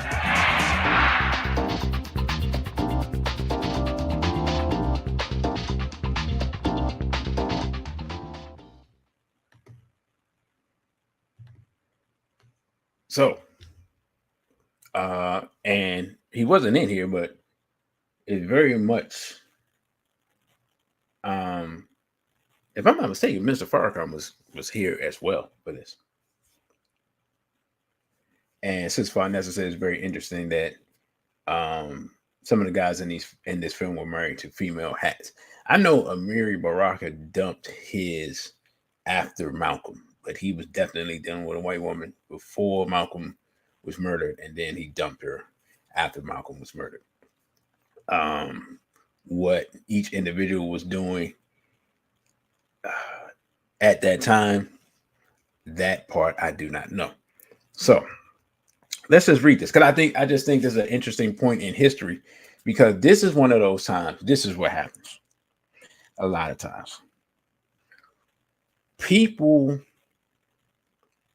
brothers and sisters, who believe in the unity of our people, believe that the unity will make us stronger, and believe that we can do our own thing and be our own nation. When there's an event that says, let's gather everybody, those people are always like, yeah, all right, cool, fine, man. You know, we all black. Let's do that. What generally ends up happening is, in these situations, when you gather everybody, the thing gets watered down. And what generally happens is, what's usually accepted, if there's any type of progress towards any agenda happens, what's usually accepted is the watered down Negro stuff is accepted, and the militant pro-black stuff is kind of pushed to the back or thrown out the window. This is just generally how this thing works, right? So that's why the unity thing is kind of overblown, because Dr. Collins said it. If you're going to keep it real, paraphrasing, and raw, you're not going to get everybody. So we can get everybody if we're going to make it something that's weak and soft. Everybody want to be on board. But if we're going to keep it real and raw, we're not going to get everybody. Because everybody don't want that.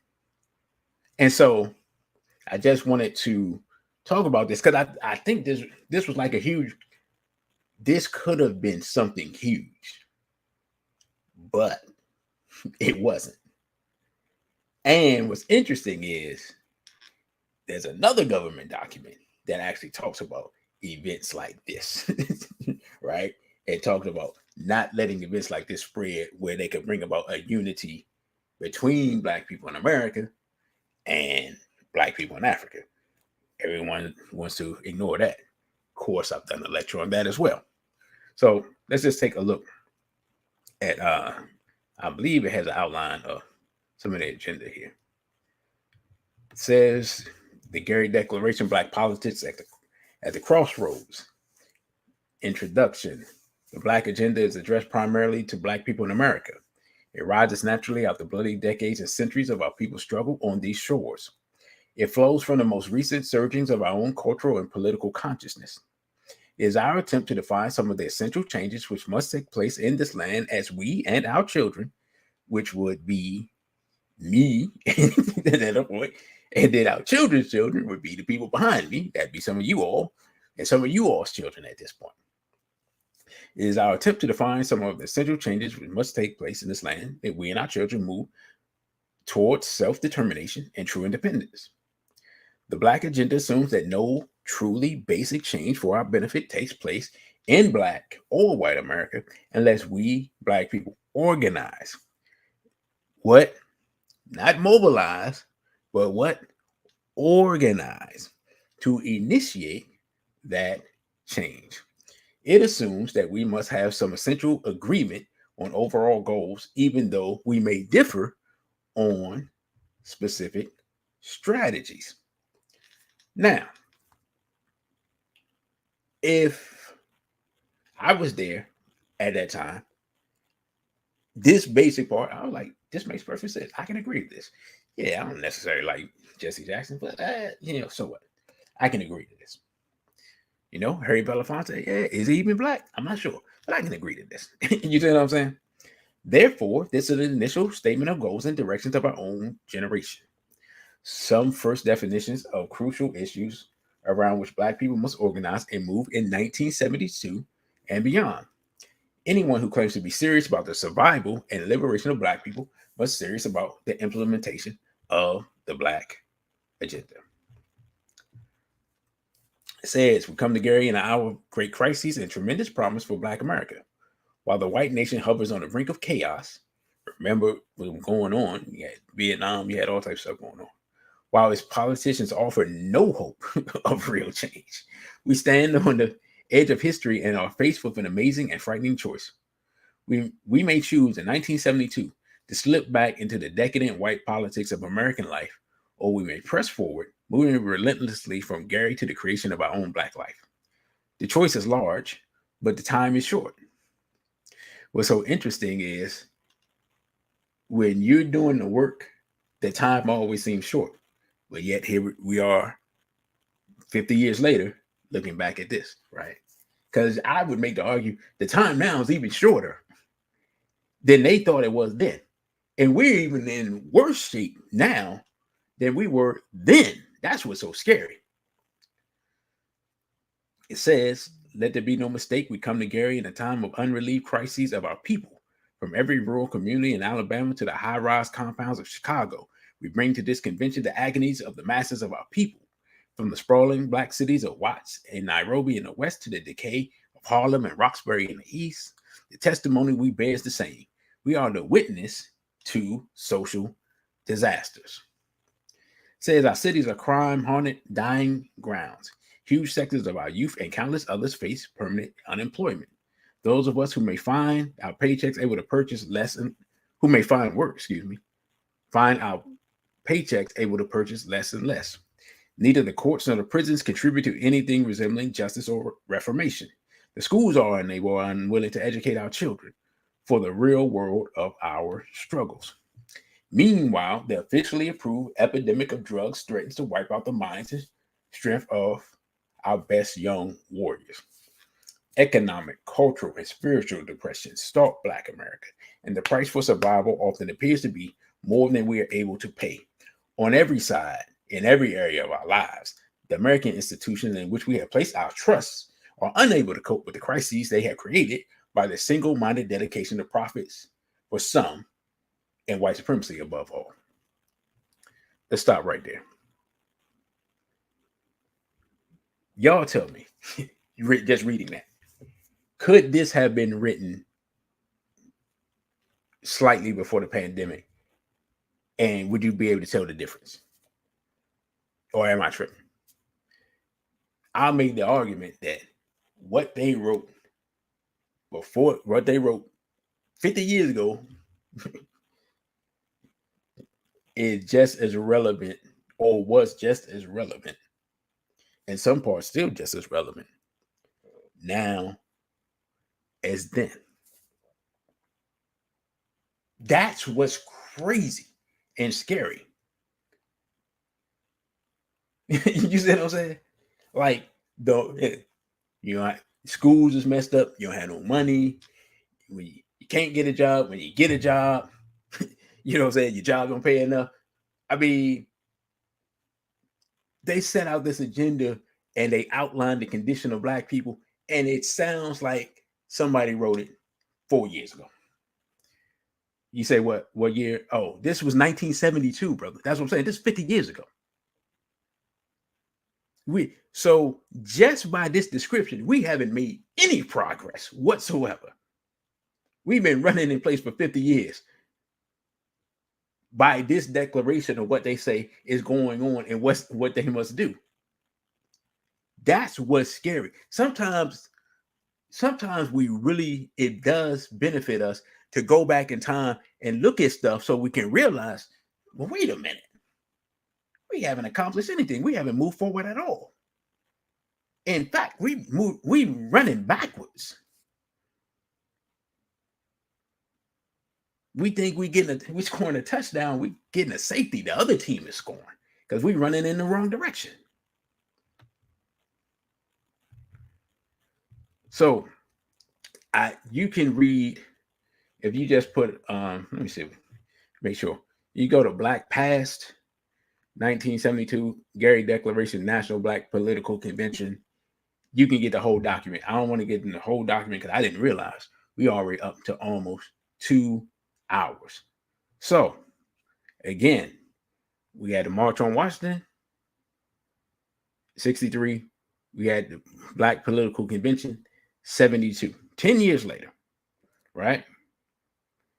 And we're talking about the progress we haven't made. Literally everyone who was someone who was there. What became of that, I'm not old enough to know.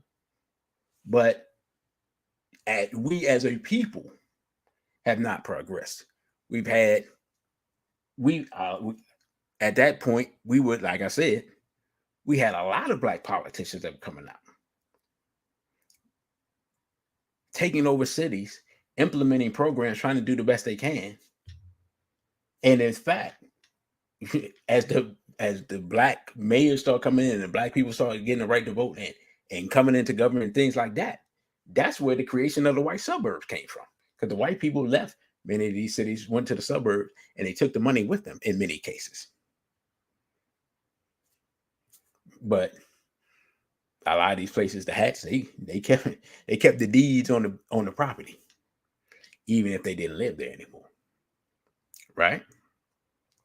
So the next event I wanted to talk about, and brother laughing at me, I'm talking about, safeties and touchdowns. I want to look at a sister who is the definition of what black political leadership should look like. And she's going to speak on what actually happens within Congress. So we're going to look at this old clip of Dr. Cynthia McKinney. And as she says this, because this is what I want you to understand. This is relevant now because, of course, what's going on with America's money, with these wars and things like that. Listen closely to what Dr. Cynthia McKinney says goes on in Congress.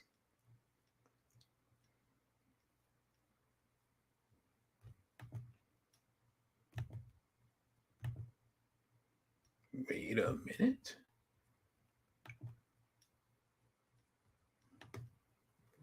All right, my bad. There is tremendous pressure inside the political process to make sure that the voters stay aligned inside either the Democrat or Republican parties. Why? Because both of those parties have been captured by special interests. And those special interests are, quite frankly, the antithesis of the interests of the people.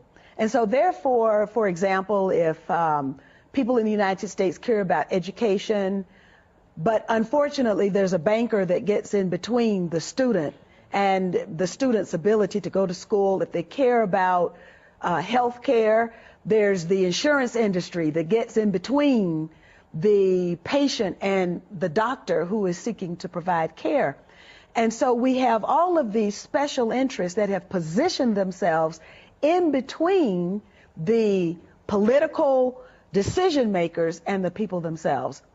The process now is more responsive to those special interests than it is to the values and the wishes of the American people. When I first went to Congress, I did not go to Congress to pay particular attention to any area outside of the black community that I represented that was in need, and of course U.S. Africa policy, which was abhorrent and unfortunately still is. But what I bumped into at almost every turn were these special interests. And there's no more special interest that has any more influence than the pro-Israel lobby. And so then when I did outreach, for example, to the Muslim community in the United States, I bumped into the pro-Israel lobby, which of course does not want to have to contend with a politicized Muslim community, which is as large as and is as wealthy as the pro-Israel lobby is in the United States. So yes, I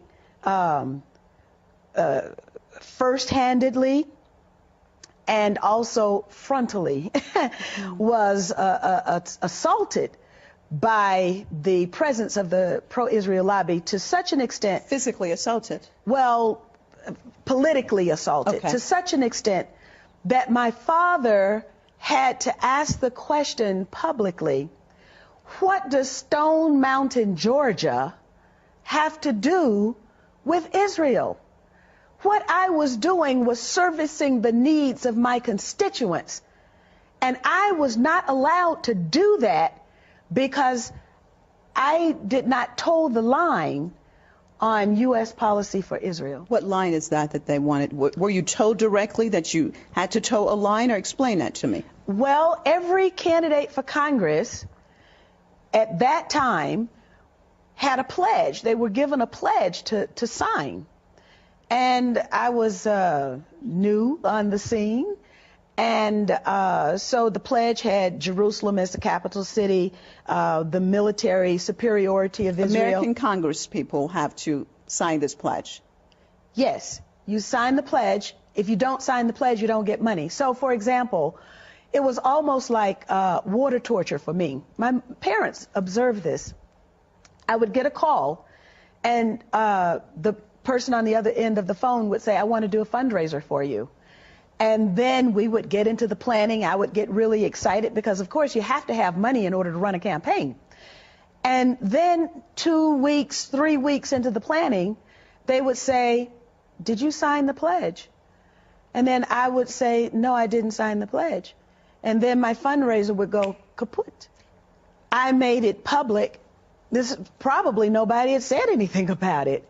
But I made it public, and then, you know, the excuse was, well, you know, those were just overzealous advocates for Israel. So then the tactic changed.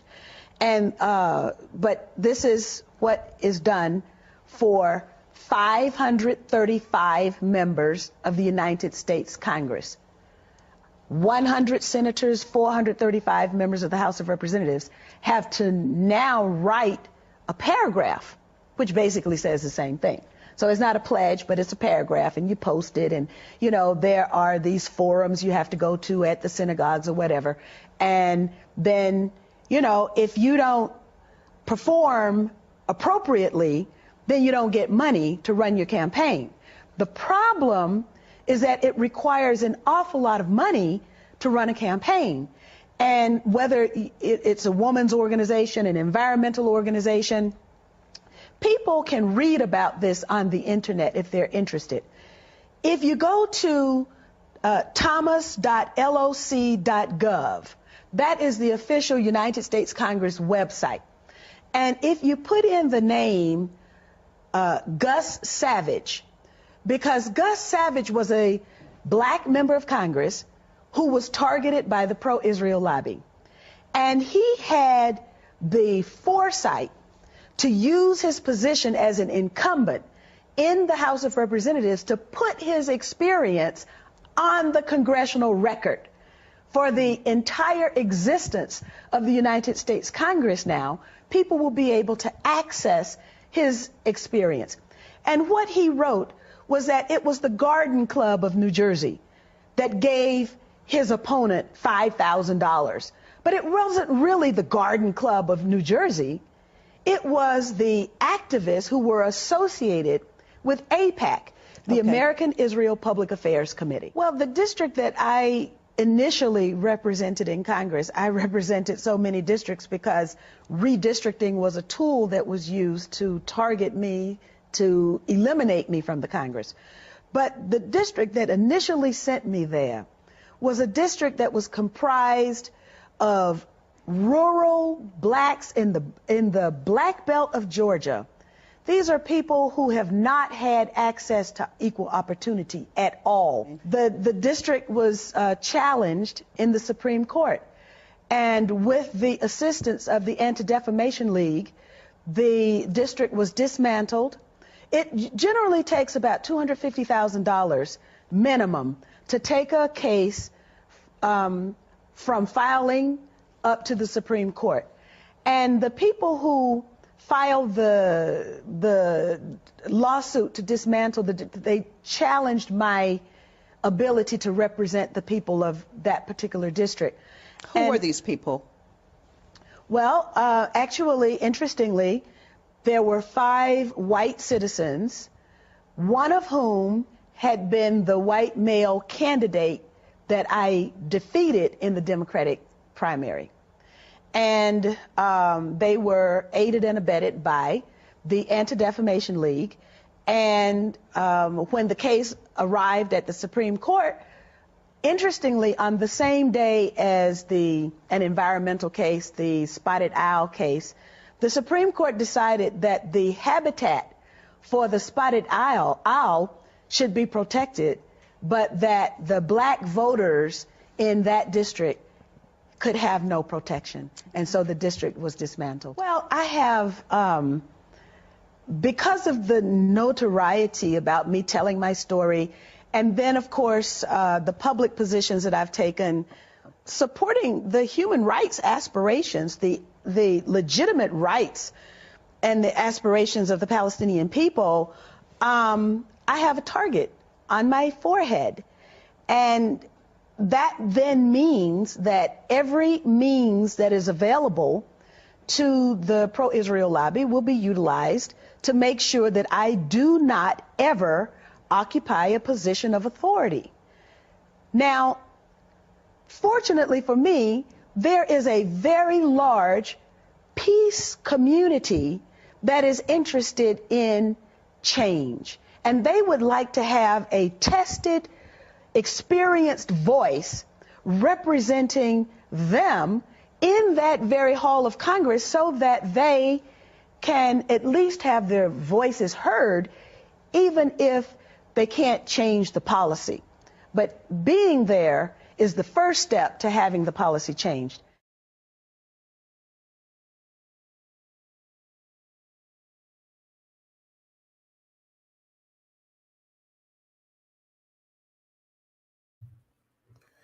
All right, my bad.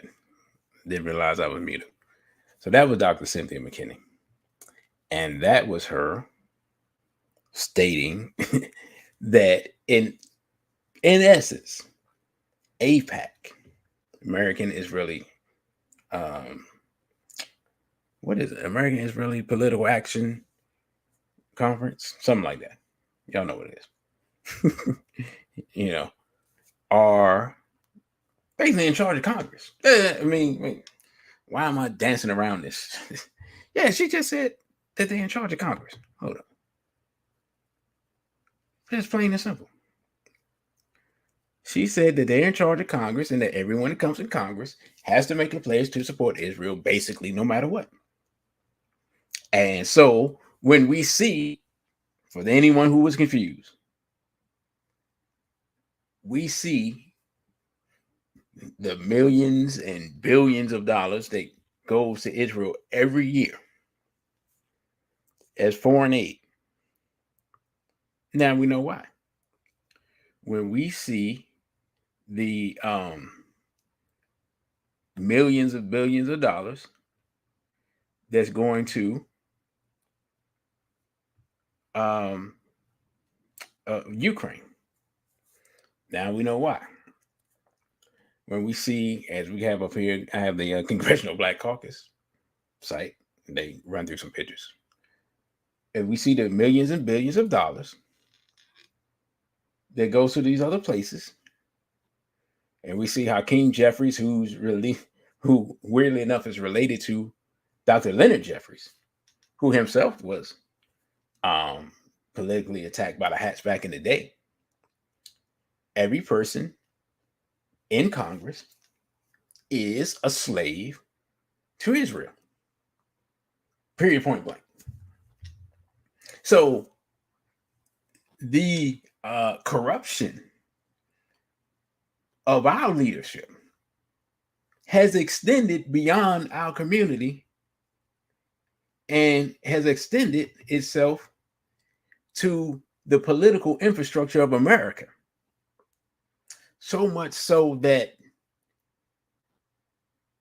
the vast majority of the entire Congress and the vast majority of the executive wing are in the pockets of the Hats, or literally Hats have positions of authority, especially in the executive branch.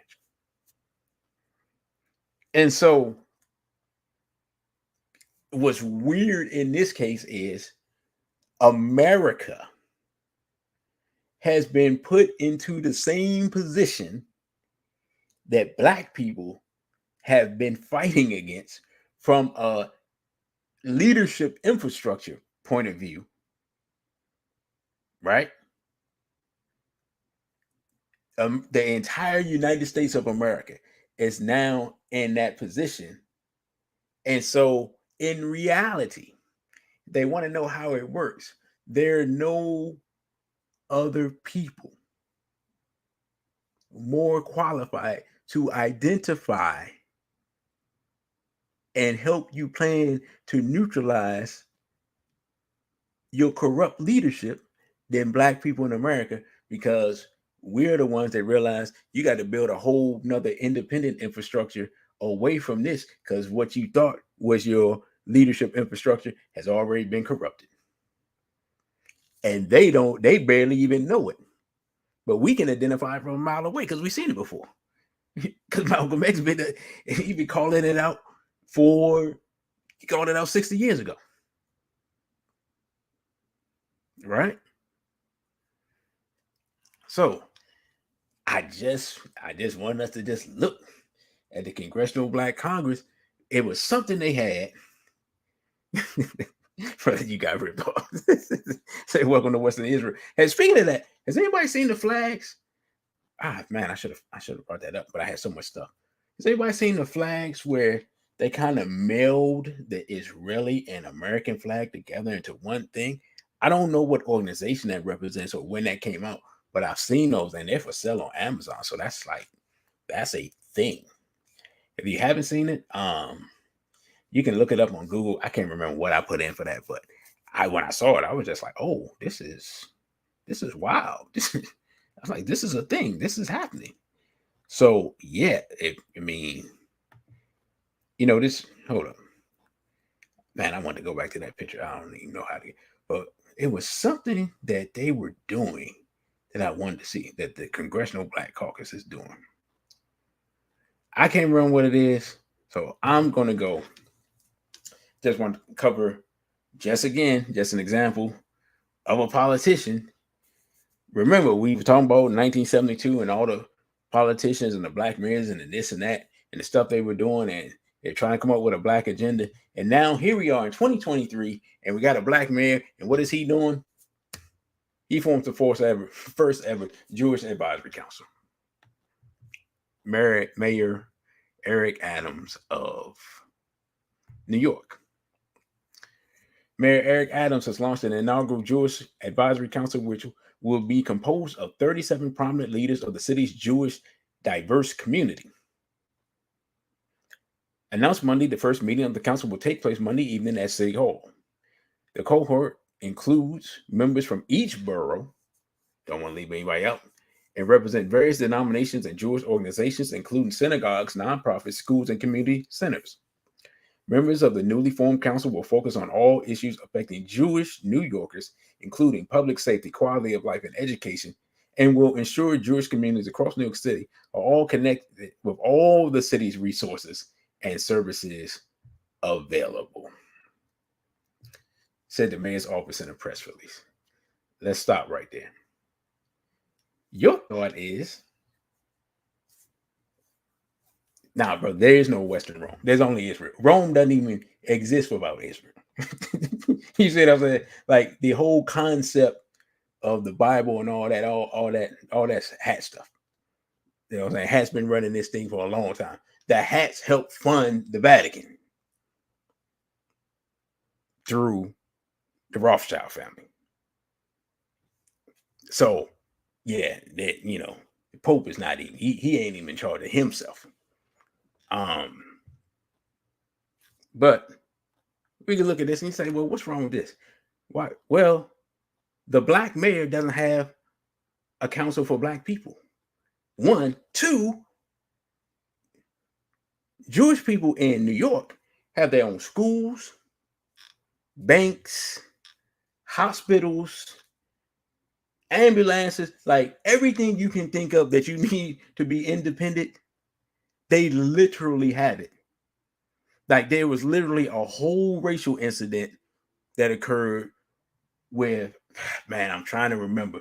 If anybody from New York, help me out with this incident. But there was an incident where it was some type of accident and some black children got hurt and the Jewish ambulance came, they got the Jewish person and they drove off and they just left the black children there to die. And it was a whole big racial thing.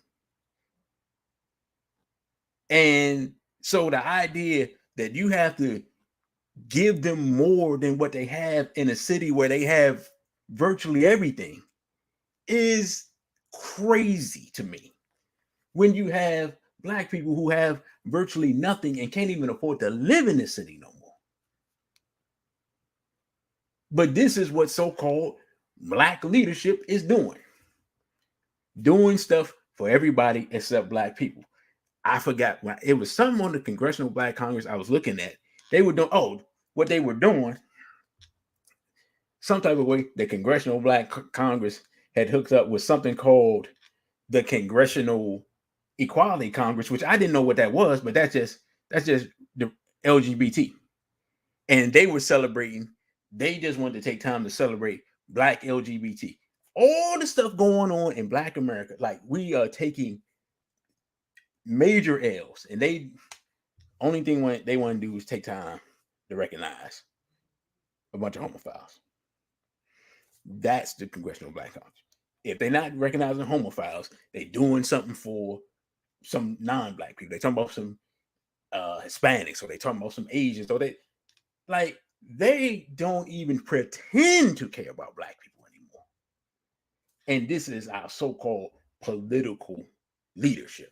So we went from somebody like Dr. Cynthia McKinney to this, or even the back in the day, the mayor, I believe his name Richard Hatcher of Gary, Indiana, who, regardless of some of the people who were there, that's a bold move to have those people there in 1972 to these type of Negroes right here that's having a conference with the people, the richest people in his city, talking about we need to help you out more when they already own the city.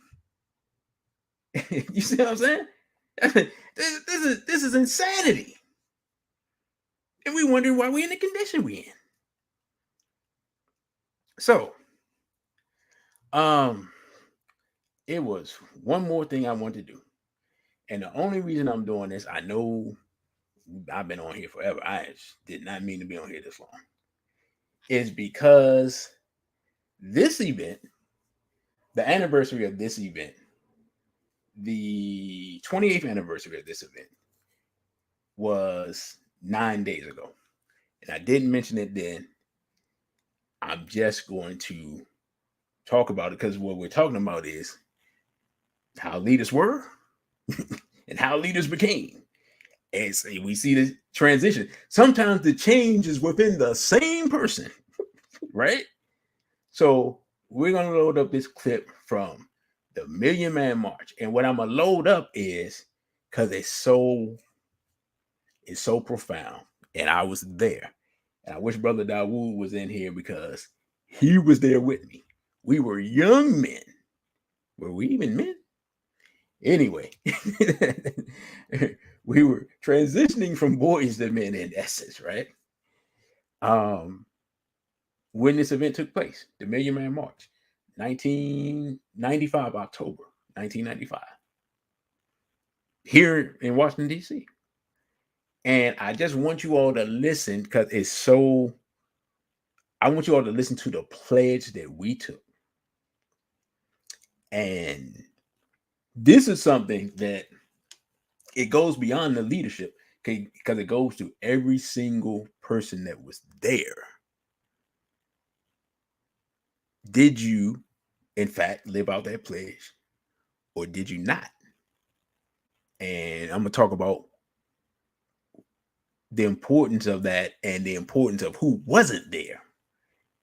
All right, after we check out this clip.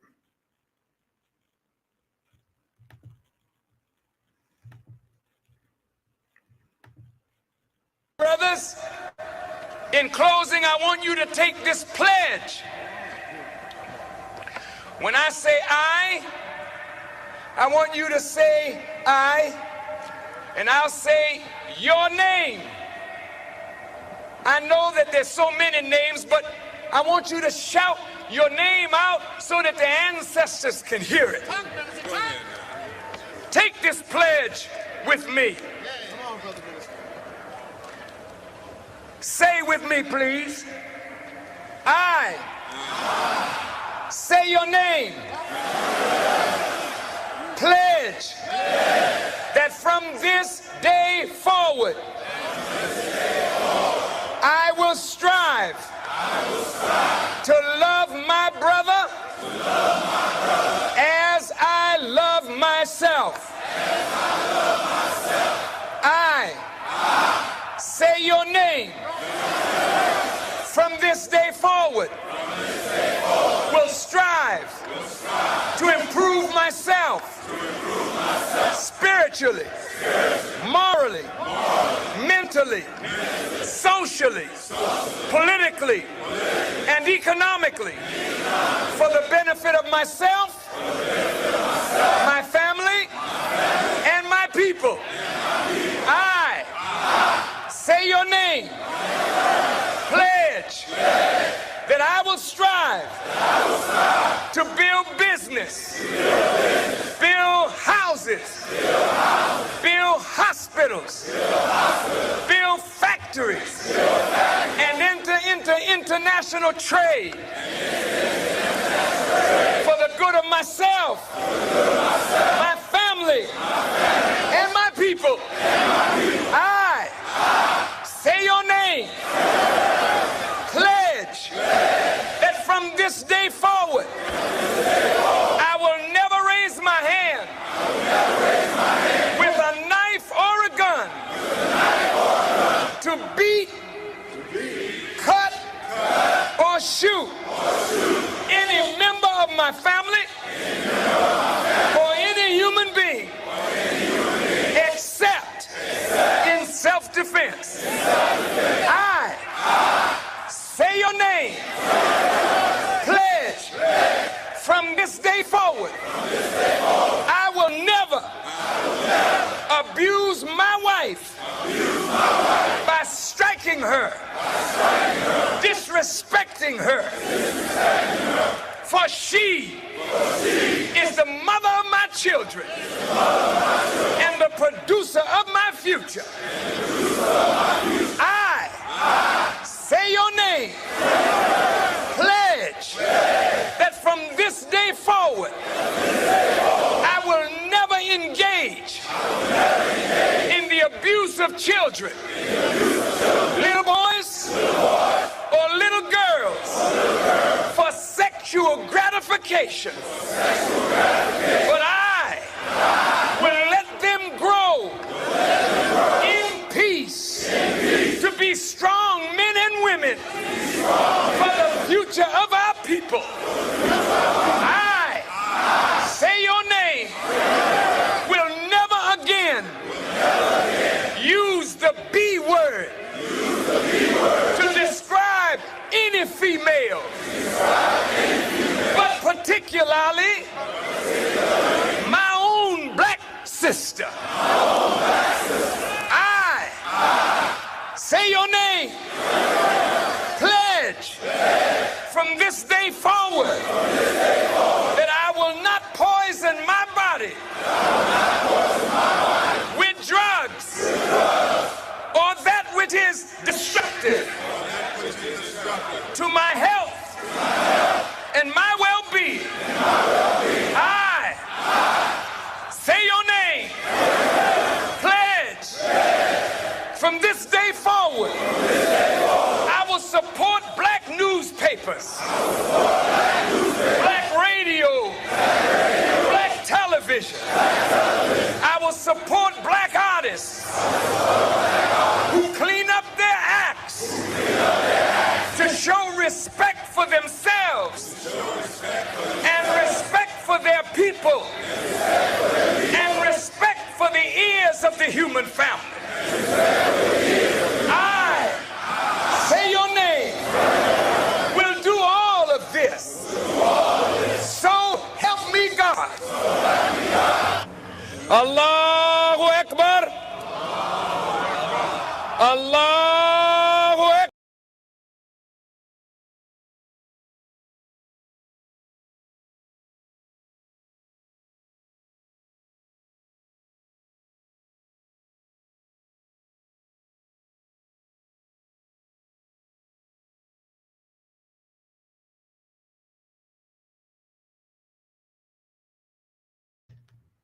My bad. I was muted. Shout out to StreamYard for adding a button that says, hey, you're talking to no one right now. So, as I was saying, the reason I brought that up is because in that moment of time, Minister Farrakhan was the leader of Black America. No one wants to talk about this. Right? At that moment, people who were Christians, Muslims, 5%ers, Moors, people, Greek letter organization, you name it. He had the attention and had galvanized all these different people. Right? People brought their children. In fact, there was a 10-year-old that spoke at this event. Sisters came out. I don't know where that Urugu came from, because I ain't seen no Urugu there. I'll tell y'all just from my personal experience, because I done ran over time so much now, and it's like whatever. Brother Dawood, who y'all seen in the chat a few times, and two other brothers, who I was part of 5% at the time, literally were up all night talking about the event, planning what we're going to do. We were planning to meet some brothers, some other 5% brothers that were coming down from New York, Philly, and some other places. And we stayed up all night, and we went to the event. It was at the Capitol, if I'm not mistaken. Yeah, it was at the Capitol. We were there, like, it was dark. I don't know what time it was, like 5 o'clock in the morning or whatever. When we got there, it was dark. When I finally got home, it was like 7:30, 8 o'clock, like Monday Night Football. But by the time I got home, got situated, like Monday Night Football was coming on. If I'm not mistaken, Monday Night Football came on at 9 o'clock at that time. But that's what I remember. I remember being there all day, coming home, finally get something to eat. Right? So, remember what I said. He was the leader of Black America at that time, because he had organized that event.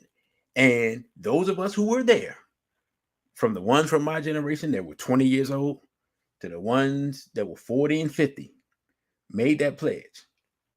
If nothing else had to happen other than the million brothers there had exercised that pledge and lived it for the rest of their lives, and it had been an example for other people, it would have been beneficial. The question you have to ask if you weren't there is, brother, I never knew this happened. You said 1 million people was there. I never knew that 1 million Black men sat up here and pledged to not be Negroes. What happened? You want to know what happened? A lot of things happened. One, the hip hop really turned to degeneracy after that. They're like, oh, nah. Right? So think about it. It's 1995. Next thing you know, Tupac and Biggie, who used to be friends, are having the East Coast West Coast beef. A year later, what was it, 96 or 97? Tupac gets killed. What, in 96? Biggie gets killed in 97. You would think that my generation, and I got to talk about it because it's my generation, you would think people were like, all right, people getting killed. We done made this pledge. We said we're not going to be Negroes. We're going to try to do something positive. We dying in the streets.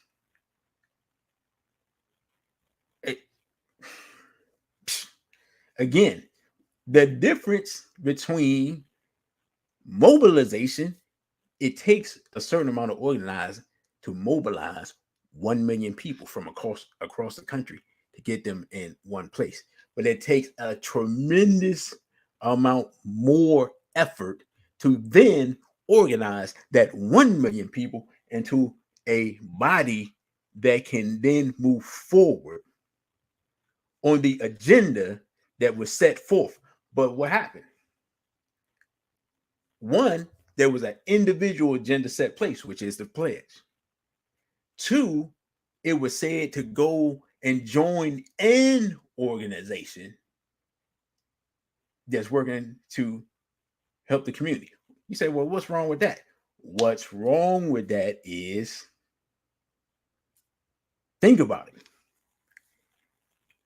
Instead of making an umbrella organization based off the work that you have already done to organize this event and use it as a tool for an umbrella organization to, in essence, organize, if no one else, that 1 million people there, that didn't take place. And one of the things that happened is that Minister Farrakhan went and took his time to go and do a world tour out of the country and left the organizing or whatever was supposed to take place after that to other people. In essence, it fell by the wayside. Again, the difference between what? Organization and mobilization. Another thing happened that I hadn't talked about yet is, because you can't see it from here, you have to go, if you can find the whole video, look who's there and look who's not there. Because again, this is 1995. Although Amos Wilson had recently transitioned, John Henry Clark is not there. Dr. Khalid Abdul-Muhammad is not there. But Jesse Jackson is there. Right? The strong, militant, Black nationalist spokespersons are not there, or they do not get to speak. The integrationist, let's get along people are there and allowed to speak. What we got to see, for those of us who are around there, is that was the beginning of the transition of Minister Farrakhan from the militant pro-Black Minister Farrakhan to a more, where basically the emphasis was more on the religion than on the militancy. Right? So even though that pledge has some great stuff in it, like let's not be pedophiles. like we can all agree on that part. Like you can say anything else. The fact that we took a pledge to say, hey, let's not be pedophiles, man, was great. I had totally forgot that was even in there. But the lack of transitioning from organization to mobilization left us in the lurch. Another thing that happened that I never knew at the time, because again, remember, Secret Relationship Between Blacks and Jews, Volume 1 had already come out. What I never knew, later on, Mr. Farrakhan would start having these dialogues with the Jews. Well, you say, okay, well, what's wrong with that? Well, his position on why he was, and in fact, right now, he's got a lawsuit against the ADL. Isn't that interesting? It's interesting. He has a lawsuit against the ADL because why? What did I just tell you that we did? We literally went to the ADL offices here in Washington, D.C. and protested them. And now all of a sudden he has it's like a $4 billion lawsuit. It's like something huge, ginormous against the ADL. No one covered our protest. His lawsuit made the national news. I'm just giving you the information. You can do with it what you will. These are just facts of what's taking place, like in real time now, right? So that energy was expended, right? Bro, you got ripped off. You jumping ahead.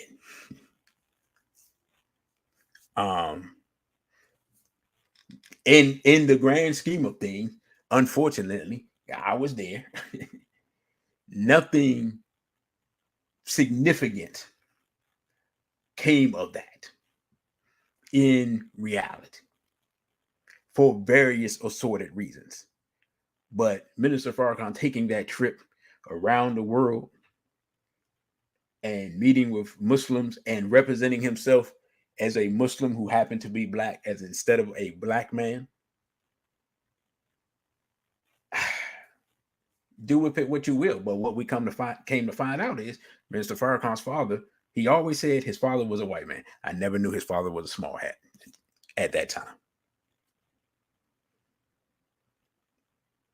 I'm going to leave air for you all to process what I just said. I said I knew Minister Farrakhan's father was probably a white man. I never knew Minister Farrakhan's father was a hat. We're fighting for liberation from everybody, including hats. He's fighting hats specifically because it's a family fight. Yeah, right. you see what I'm saying? I don't know when he got that information, but a sister told me, she's like, oh no, he was on what is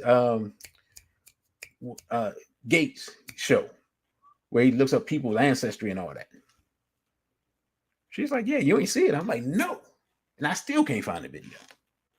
But I went and looked it up. I saw the man, look, they talk about who he is and this and that. I said, oh, his father's bruh. We're sitting here for years trying to figure out what's going on. You can't tell me that information doesn't change your entire perspective of how you would go about doing the things you were doing. It put a whole lot of things into perspective and stuff that I saw that I was like, oh, well, why? And then it stuff started making sense. But here's the thing. 10 years after that, they had another one. And I wanted to show this. When you got ripped off, he jumped ahead. I want you to see the difference. You heard that pledge. You heard the spirit of it. Even though it wasn't the strong, militant, anti-European, anti-white supremacy, anti-American stuff that we kind of thought we would get. Okay, fine. Do we need to do stuff for us? Yeah. But my biggest thing is, hold up, wait a minute. And I ain't think about it after the fact. All right, cool. We need to atone. Hey, but first of all, I've been out here in your organization before that with the drug dealers and the pimps and the prostitutes and trying to help clean them up and patrolling their community and trying to talk to them and show them love and respect and getting threatened and all types of stuff going on. What am I atoning for? I'm doing the work. You see what I'm saying? I'm just pledging to continue doing what I'm doing. All right, cool. All right, whatever. Everybody not doing the work. But the thing is, if we are atoning and you really got the concept from the hats, which is wild, the whole atonement thing, how come you ain't tell the white man to atone? How come you ain't tell the hats to atone? How come you ain't tell American government to atone? What's up with that? I ain't think about that time because remember I'm 20 years old or so. So we atoning, but ain't nobody else atoning. Almost like we the bad guys. I'm just saying. When I look back at it, it's like, wait a minute. Brother, look, I didn't know. You see what I'm saying? I'm putting it out there because it need to be known. I don't want people to say you are I don't want him to transition and then I say something and then people like, why you wait till he ain't here to say it? Man, the information is out there. I'm just saying I don't know when he find out that information, but I'm saying when you find out that information, your perspective on what you believe and what you think changes. The fact that he's attracted to the Nation of Islam that worship a mulatto god makes perfect sense as a person from mixed ancestry. You see what I'm saying? He's worshiping a god in his own image. So he truly believes. So his perspective on black people is going to be different from ours. The whole reason the 5% was birthed was because Clarence 13X was sitting in the mosque and he's like, hold up, we worshiping this light-skinned dude, but you said the black man is God. Wait a minute, I'm in the wrong place. I'm going to teach the black man is God out here to the young people. Because Clarence 13X was dark-skinned. So he's just like, I'm out. This black man is God, then the blackest black man should be out here teaching and representing and must be the most powerful because the blackness is the power. That's what Clarence 13X, that's the conclusion he came to. He's out of here. Agree, disagree, whatever. Don't even matter. Right? So, but I want to show you the change and transition because I wanted you to see that, to see the spirit that was there. Again, he had black people, the black man, in the palm of his hand to shape and mold into something better. And instead of that taking place, well, here we are. You know what I'm saying? That's all I can say to it is here we are. And John Henry Clarke told us stuff. And we should have just listened because John Henry Clarke was our elder and John Henry Clarke was our griot and John Henry Clarke had lived through all types of movements. And let's be real, John Henry Clarke Malcolm was his brother and he loved Malcolm. Straight up. And he had great respect for the Honorable Elijah Muhammad. Just keep it 100. But John Henry Clarke loved Malcolm. And that Malcolm being murdered hurt him to his core. And he never liked anybody that he thought had anything to do with it. He held that grudge to the day he died. And I don't blame him. Because there's people I love like that. And if something happened to him and I think somebody out here comes along after the fact and they was close to us and then all of a sudden they become a big thing, I'm gonna be like, oh man, you know what? And somebody asked me, hey, what you think about so-and-so? Oh man, you know what, bro, you don't want me you don't want me to tell you what I think about that dude, right? I'm gonna be the same way or worse. But y'all, people might be like, man, why are you bringing up all this old stuff? Because we can learn from this stuff. The first qualification of a black leader is that they should be black. Period, point blank. That's the first thing. Like, all right, show me a picture of your mother and your father before we get started. You see what I'm saying? It helps save a whole lot of confusion. Next, you got a wife? If so, show us a picture of her. Let's make sure, if nothing else, you black and she black before we even get started. So, that was a pledge. Okay. Now I'm going to load up this next clip. Brother, you got ripped off, already talked about, but we're going to see the transition from the 1995 march to the 2005 march.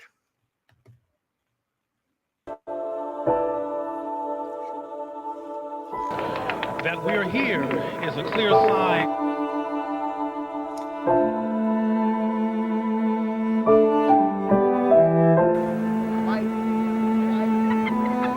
Greetings, family.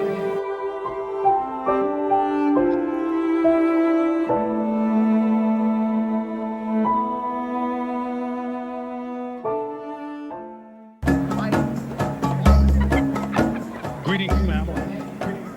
My name is Cleo Monago. I'm the founder of the Black Men's Exchange in New York, Harlem, Los Angeles, and Atlanta. That we're here is a clear sign that the Honorable Minister Louis Farrakhan was very serious about inclusion.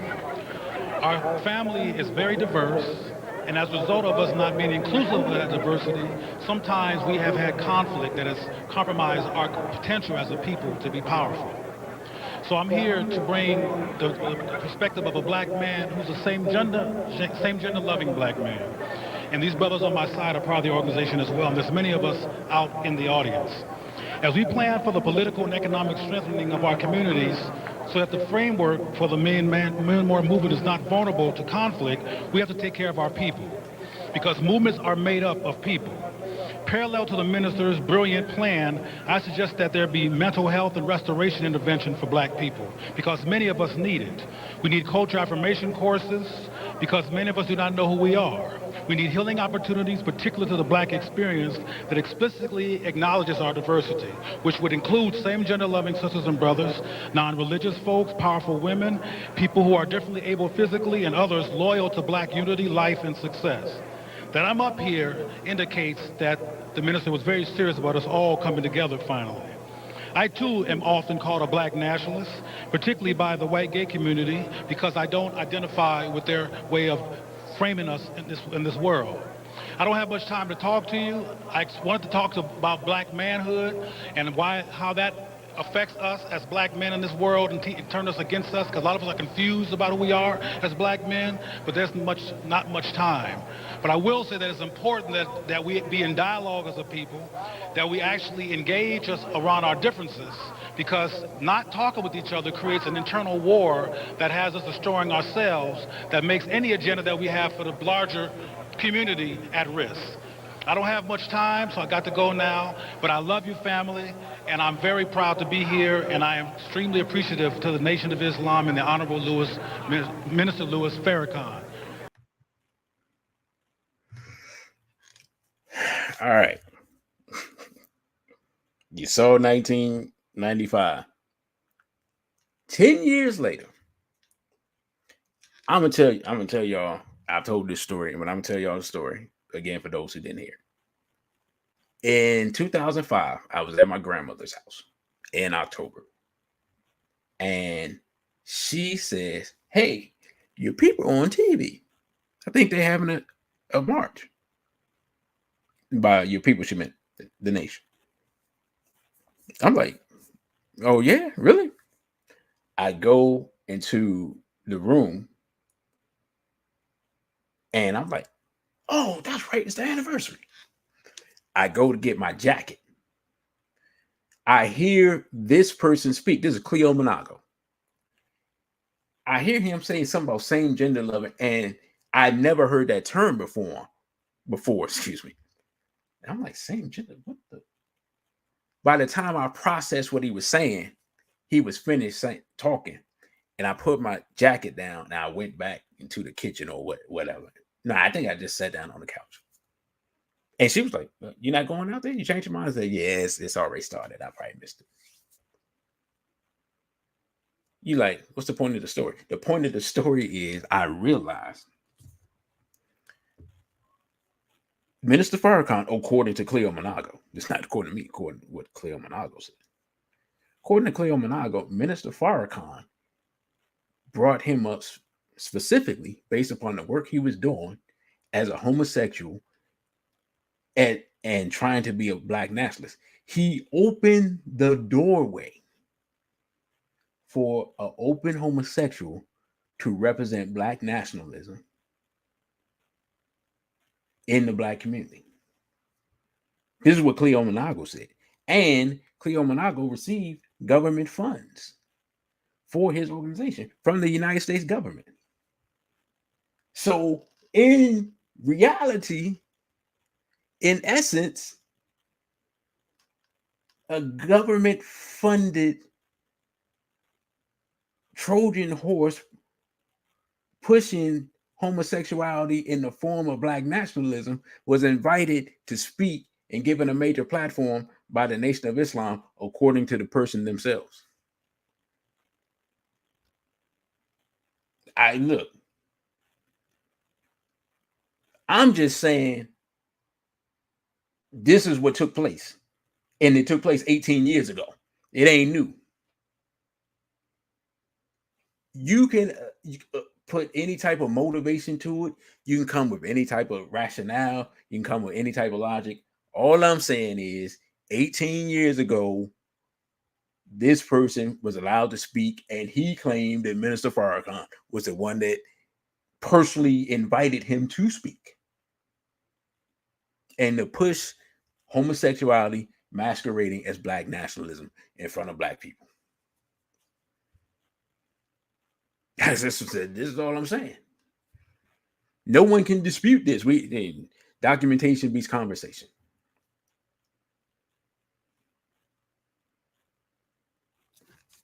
Right? But again, the person we're talking about at some point in their life found out their father is a hat. They're half a hat. Their opposition to the hats is either based on a family feud or something different. And we might as well put it on the table and talk about it while the person's still alive.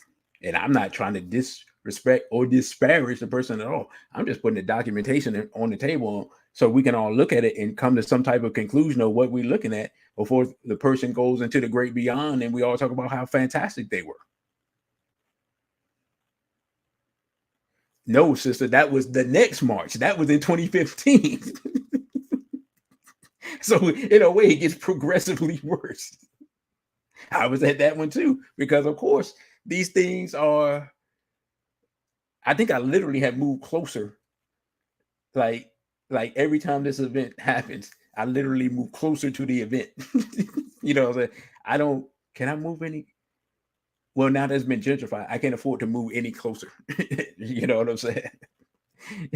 The other folks that came and bought everything out in that area, but it's just funny. So yeah. So these events have been convened. This mobilization has taken place, and we went from an agenda where Black people need to improve themselves, which is fine because we need that pledge now more than we needed it then. To be honest, we in way worse shape from a spiritual and moral perspective. And in fact, our women need to take a pledge similar to that in this day and time, because we have browbeat them with the B word to the point where they embody it and put it in the music. Not so sexy red. And feed that to the minds of our children, leading us to further destruction. But we've been, as men, as Black men, especially my generation, have been complicit in that. And no one has come behind it and say, hey, man, this is out of hand, bro.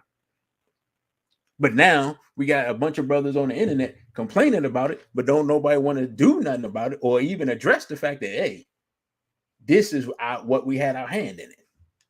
Do I like saying that? No, but if you go, part of being a man is taking accountability in order and then identifying the problem in order for something to take place to reverse the problem. But first, you got to put it on the table.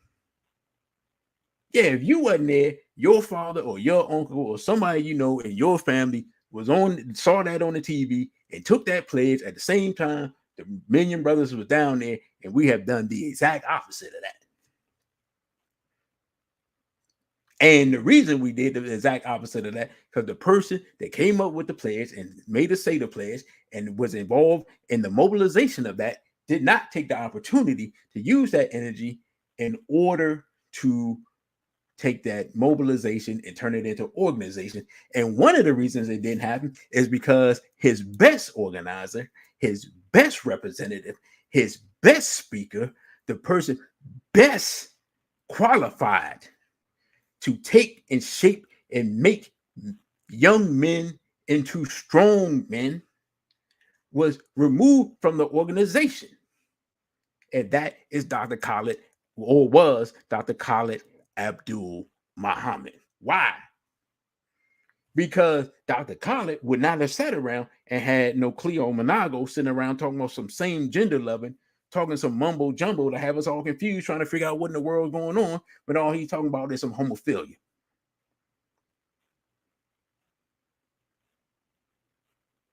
And now here we are as Black people, what, nearly 30 years later, circling the drain, on our way to total implosion, while America itself, because of the hat takeover of the political infrastructure, America itself is circling the drain. So we at the bottom of the Titanic and don't even have enough sense to get some buckets and throw the water out and yell to the people at the top, the ship is sinking. People act like everything that's going on is normal. None of this stuff is normal. Paying the ridiculous amounts of money for bread and potatoes and gas and your electric bill, and paying these ridiculous prices and prices of houses being $500,000 and all this stuff that's going on economically. This stuff not normal. People having to work 2 and 3 jobs. That's not normal. Children disappearing in a major city and nobody not knowing what's going on. It's not normal. Pedos running around all over the place is not normal. Sending all your money over to another country for them to fight a war is not normal. Having your southern border wide open for people to come pouring in and doing who knows what and where is not normal. Having major cities having ginormous homeless settlements in the middle of them in some of the richest places in America is not normal. Rampant lawlessness is not normal.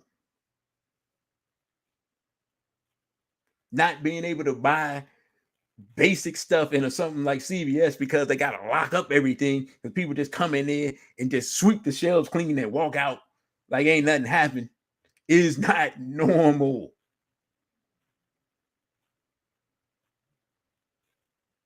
And we are walking around as if it is. Not just us, not just Black people, white people walking around like ain't nothing happening. The house is burning. The ship is sinking. And the hats are ruling. Not just us. We're the canary in the coal mine. What you see us, where we looking at our leadership being compromised, is all of America now.